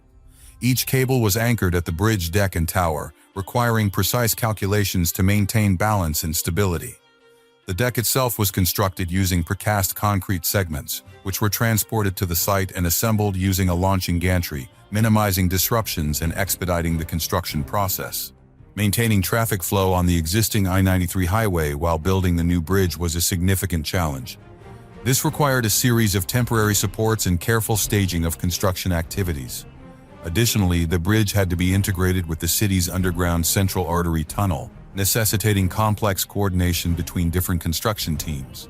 Extensive geotechnical engineering ensured the stability of the bridge foundations, which were anchored in deep bedrock to withstand the weight and dynamic loads of the structure. The Zakim Bridge's design incorporated seismic considerations. Given Boston's susceptibility to earthquakes, engineers used advanced modeling to simulate seismic events and ensure the bridge's resilience. The towers and deck were designed to move independently, allowing them to absorb and dissipate energy during an earthquake, minimizing structural damage. One of the issues faced during construction was soil stability and water infiltration, which required additional measures such as dewatering and ground improvement techniques. However, these challenges were overcome through innovative engineering solutions and meticulous planning. The bridge's design also included provisions for thermal expansion and contraction, with expansion joints made of flexible materials to allow the bridge to expand and contract with changes in temperature without compromising structural integrity. The Great Man-Made River project in Libya is one of the largest and most ambitious water supply projects in the world. The project aims to transport water from underground aquifers in the southern desert to the coastal cities in the north. The construction involves digging massive tunnels, laying pipelines, and building pumping stations. The project includes over 1,750 miles of pipeline, making it one of the longest water supply networks in the world. Constructing these pipelines involves extensive excavation, welding, and laying of large-diameter pipes. The pipes are made from pre-stressed concrete, reinforced with steel to ensure durability and longevity. One of the significant challenges of the Great Man-Made River project is managing the environmental impact and ensuring the sustainability of the water supply. Engineers must carefully monitor the aquifers to prevent over-extraction and depletion of the water resources. Additionally, the construction process must adhere to strict environmental regulations to minimize disruption to the desert ecosystem. Moreover, the project's scale and complexity require advanced construction techniques and materials. The tunnels are constructed using tunnel boring machines, which excavate and reinforce the tunnel walls simultaneously. This method ensures the tunnels are structurally sound and minimizes disruption to the surface. The pumping stations are equipped with advanced pumps and control systems to manage the water flow and pressure throughout the network.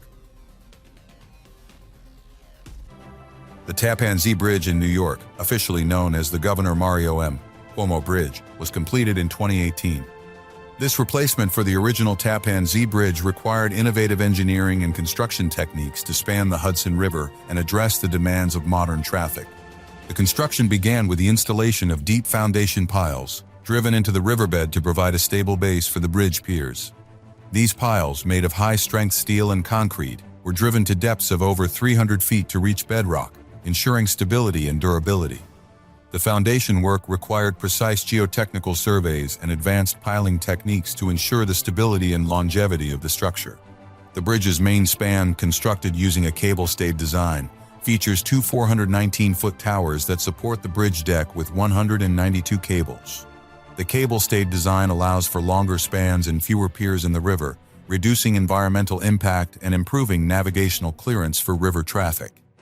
The construction of the towers involved the use of jump forms, which allowed for continuous concrete pouring and ensured structural integrity.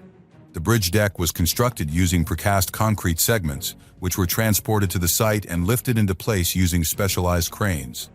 Each segment was precisely aligned and connected to form a continuous deck.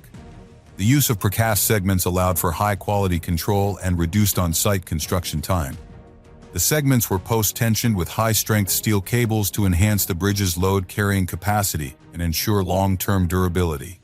One of the significant challenges during construction was managing the river's tidal fluctuations and weather conditions. To address this, engineers implemented a detailed construction schedule that accounted for tidal variations and coordinated with local authorities to minimize disruptions to river navigation.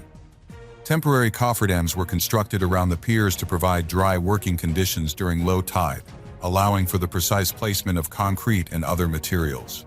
The Tappan Zee Bridge also features advanced safety and monitoring systems. The bridge is equipped with sensors that monitor structural health in real time, providing data on load distribution, temperature, and vibrations. Rail Baltica is a major infrastructure project aimed at integrating the Baltic states into the European rail network. The project involves constructing a new high-speed rail line connecting Estonia, Latvia, and Lithuania with Poland and the rest of Europe.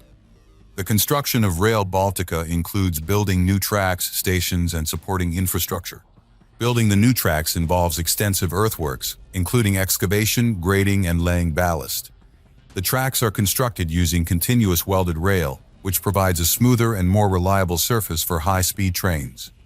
Engineers use advanced surveying and alignment techniques to ensure the tracks are straight and level, essential for maintaining high speeds and safety. The construction of stations and supporting infrastructure involves creating passenger facilities, platforms, and maintenance yards. These facilities are designed to be modern and accessible, providing a high level of comfort and convenience for passengers. Additionally, the project includes the installation of advanced signaling and communication systems to ensure safe and efficient train operations. One of the significant challenges of Rail Baltica is coordinating construction across multiple countries, each with its own regulations and standards. Engineers and planners must work closely with government authorities and stakeholders in each country to ensure the project meets all requirements and progresses smoothly. Furthermore, the project incorporates numerous sustainability features, such as energy-efficient systems, green infrastructure, and noise reduction measures. These elements reduce the environmental impact of the rail line and enhance the quality of life for communities along the route. The construction also involves extensive public consultation and engagement to address concerns and ensure transparency. The Punta Sierra wind farm in Chile is an impressive renewable energy project located in the Coquimbo region, near the city of La Higuera. This project is designed to harness the strong and consistent winds of the coastal region to generate electricity. With a total installed capacity of 82 megawatts, the Punta Sierra wind farm is capable of producing enough energy to power approximately 60,000 homes. The construction of the wind farm involves several critical components, including the wind turbines, foundations, and the electrical infrastructure needed to connect the farm to the grid. The wind turbines, each with a capacity of 2 megawatts, are manufactured by leading companies in the wind energy sector. These turbines are mounted on towers that are approximately 260 feet tall, allowing them to capture the stronger winds at higher altitudes.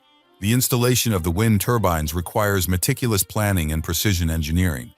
Each turbine consists of multiple components, including the rotor blades, nacelle, and tower sections, which are transported to the site and assembled using large cranes. The foundations for the turbines are constructed using reinforced concrete, designed to support the weight of the turbines and withstand the forces exerted by the wind. In addition to the physical construction, the project also involves the installation of an extensive electrical infrastructure. This includes the construction of a substation and the laying of underground cables to connect the turbines to the substation. The substation is equipped with transformers and switchgear to manage the flow of electricity and ensure a stable connection to the national grid. The Tangier Med Port expansion in Morocco is a major infrastructure project aimed at transforming the port into one of the largest and most modern in Africa. Located on the Strait of Gibraltar, Tangier Med is strategically positioned to serve as a key hub for maritime trade between Europe, Africa, and the Americas. The expansion project includes the construction of new container terminals, logistics zones, and support infrastructure to significantly increase the port's capacity and efficiency. The construction of the new container terminals involves extensive dredging and land reclamation to create additional space for the terminals and berths. The dredging operations are carried out using specialized vessels that remove sediment from the seabed, allowing larger ships to access the port. The reclaimed land is then stabilized and prepared for construction using advanced geotechnical techniques. The new terminals are equipped with state-of-the-art cargo handling equipment, including gantry cranes, automated stacking cranes, and conveyor systems. These facilities are designed to handle the latest generation of ultra-large container ships, significantly increasing the port's throughput capacity. The construction of the terminals involves the installation of heavy-duty concrete foundations and the erection of steel structures to support the cranes and other equipment. In addition to the container terminals, the expansion project includes the development of extensive logistics zones and support infrastructure.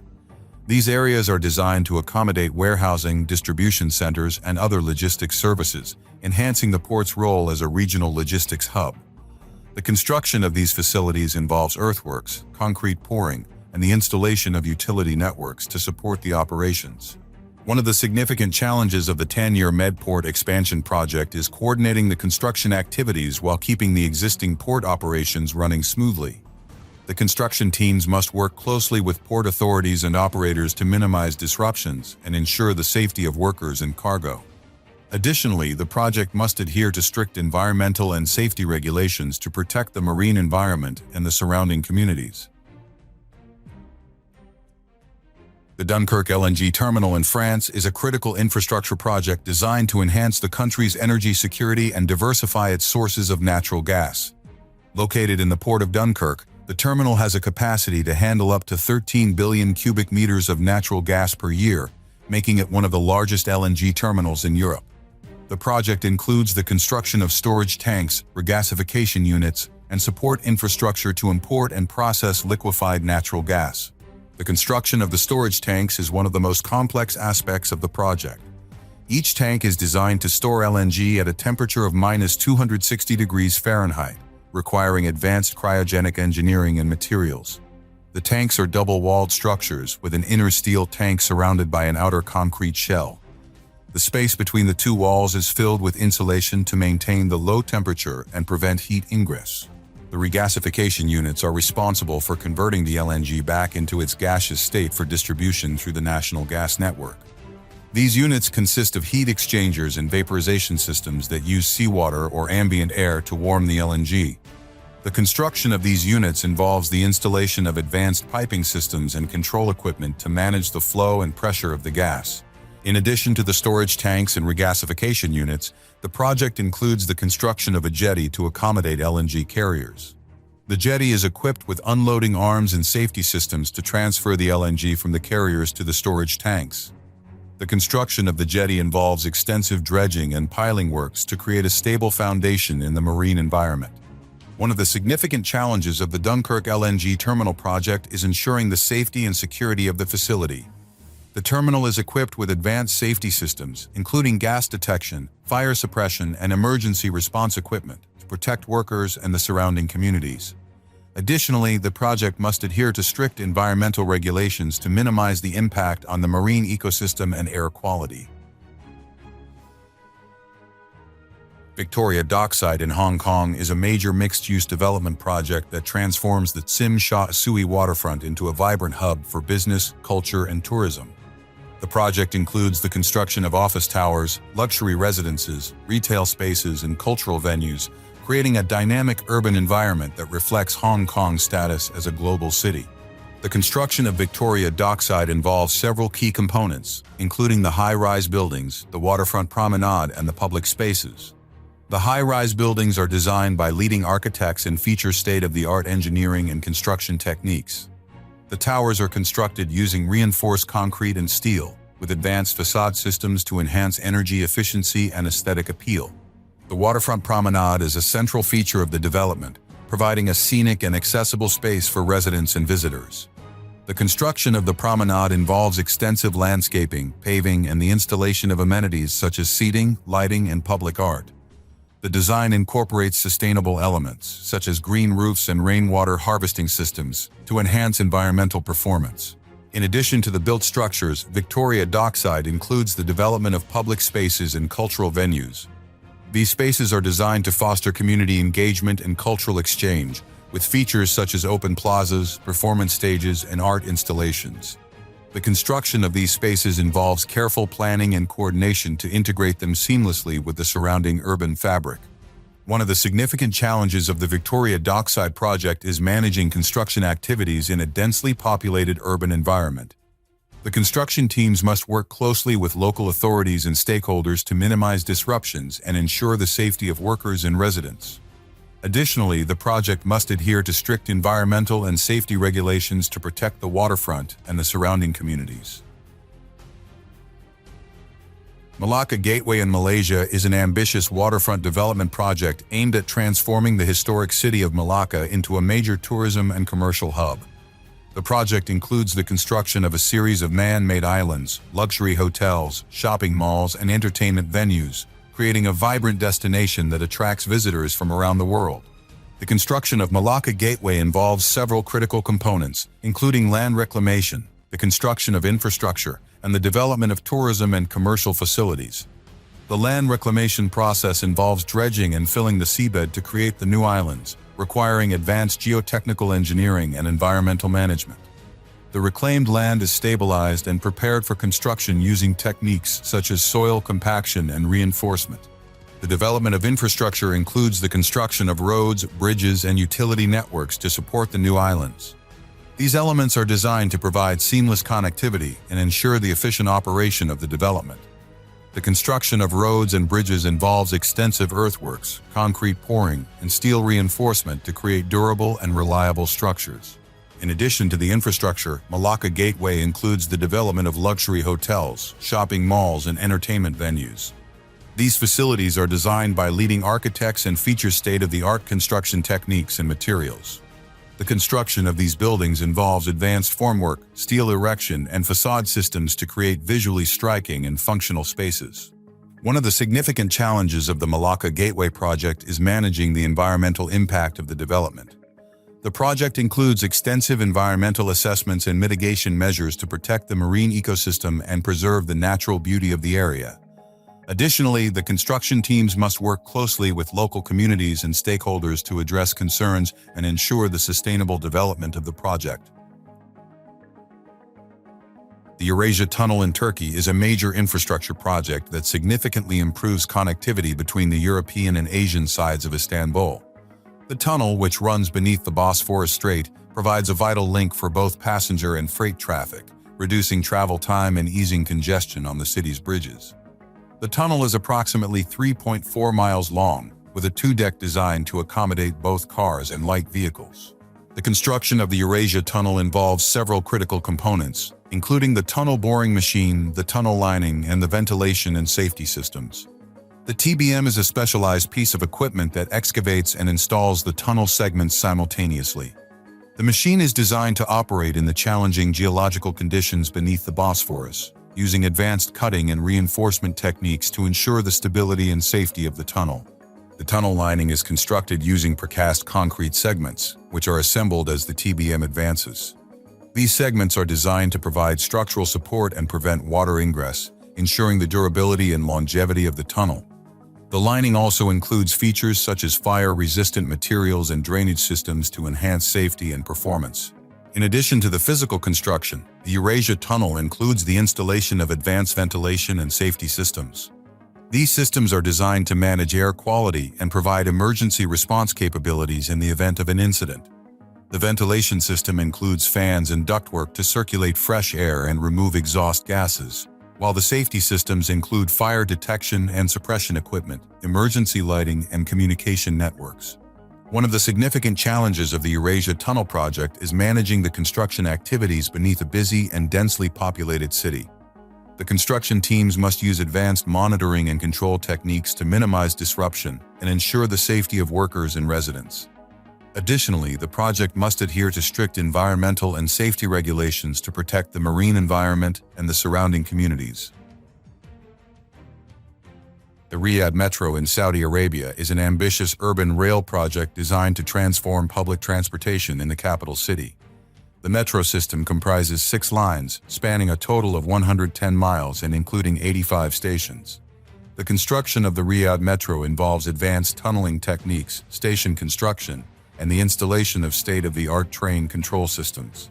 Tunneling for the metro lines employs tunnel boring machines, which are large, cylindrical machines that excavate and install tunnel segments simultaneously. These machines can operate 24/7, significantly speeding up the construction process. The tunnels are lined with precast concrete segments, which are assembled as the TBM advances. This method ensures the tunnels are structurally sound and resistant to groundwater ingress. Station construction involves creating large underground spaces capable of accommodating thousands of passengers daily.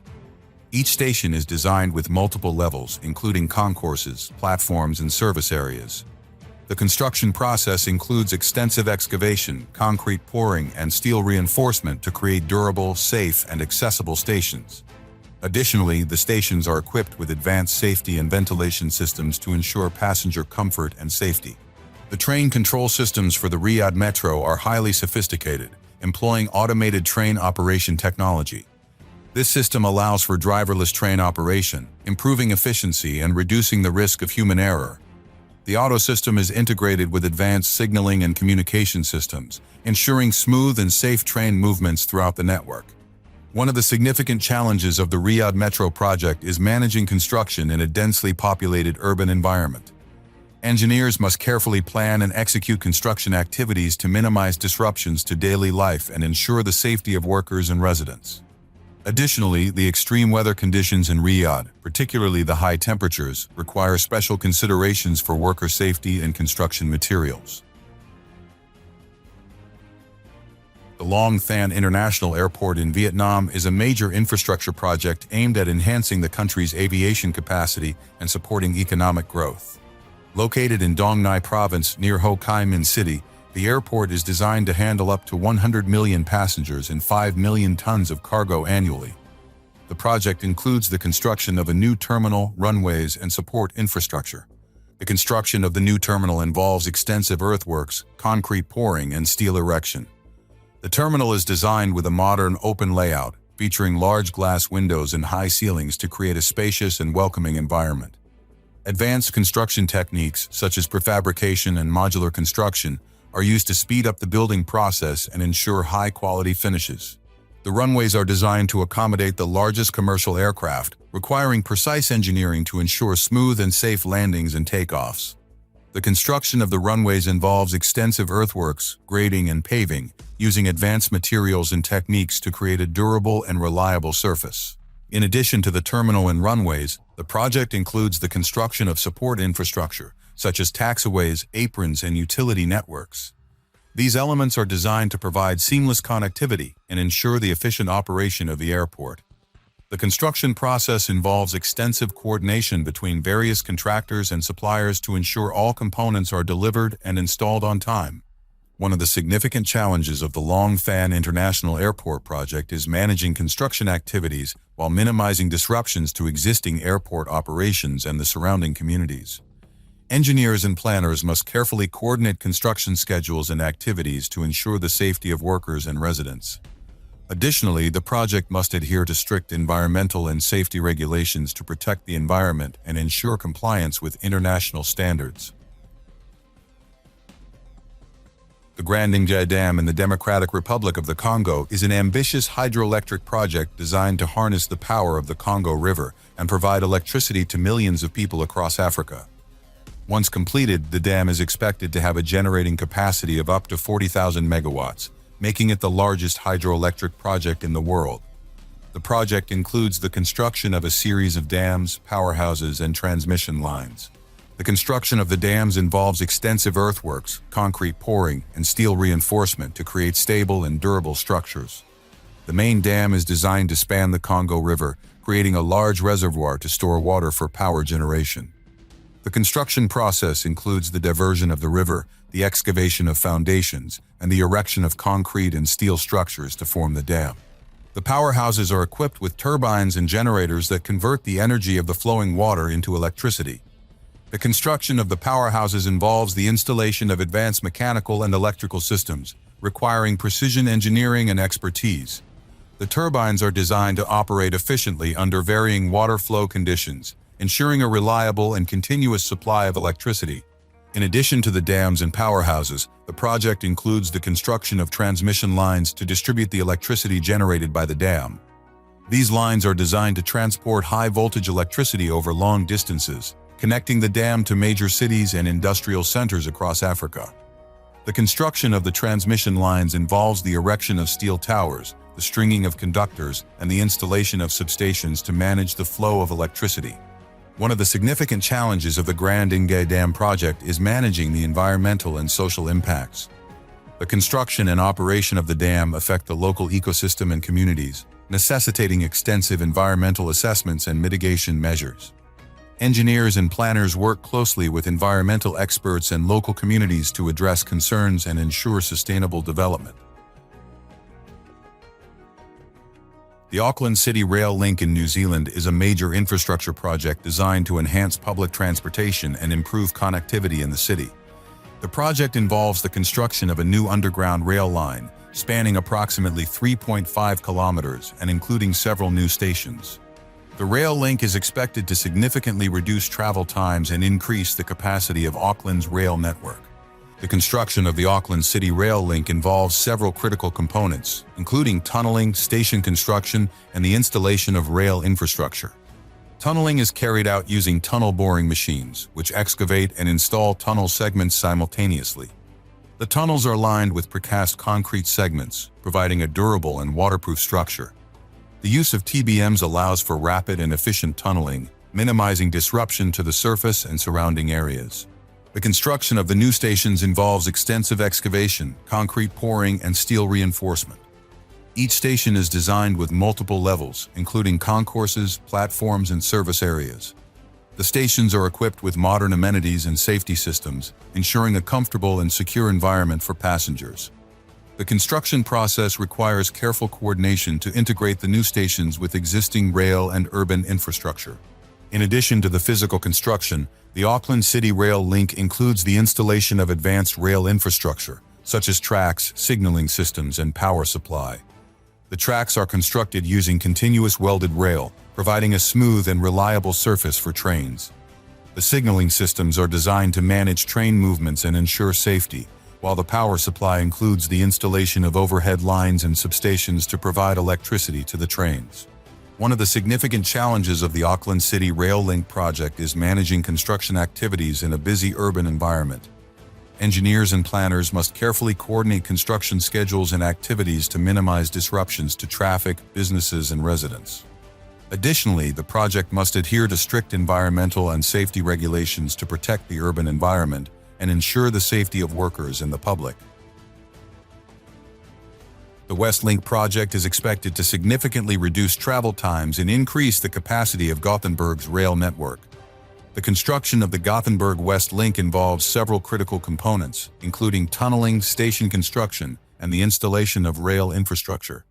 Tunneling is carried out using tunnel boring machines, which excavate and install tunnel segments simultaneously.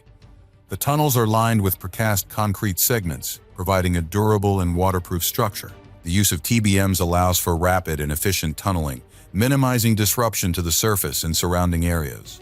The construction of the new stations involves extensive excavation, concrete pouring, and steel reinforcement. Each station is designed with multiple levels, including concourses, platforms, and service areas. The stations are equipped with modern amenities and safety systems, ensuring a comfortable and secure environment for passengers. The construction process requires careful coordination to integrate the new stations with existing rail and urban infrastructure. In addition to the physical construction, the Gothenburg West Link includes the installation of advanced rail infrastructure, such as tracks, signaling systems, and power supply. The tracks are constructed using continuous welded rail, providing a smooth and reliable surface for trains. The signaling systems are designed to manage train movements and ensure safety, while the power supply includes the installation of overhead lines and substations to provide electricity to the trains. The Gothenburg West Link represents a significant investment in Sweden's public transportation infrastructure. The project is expected to enhance connectivity, reduce congestion, and support sustainable urban development in Gothenburg, making it a key component of the city's future growth.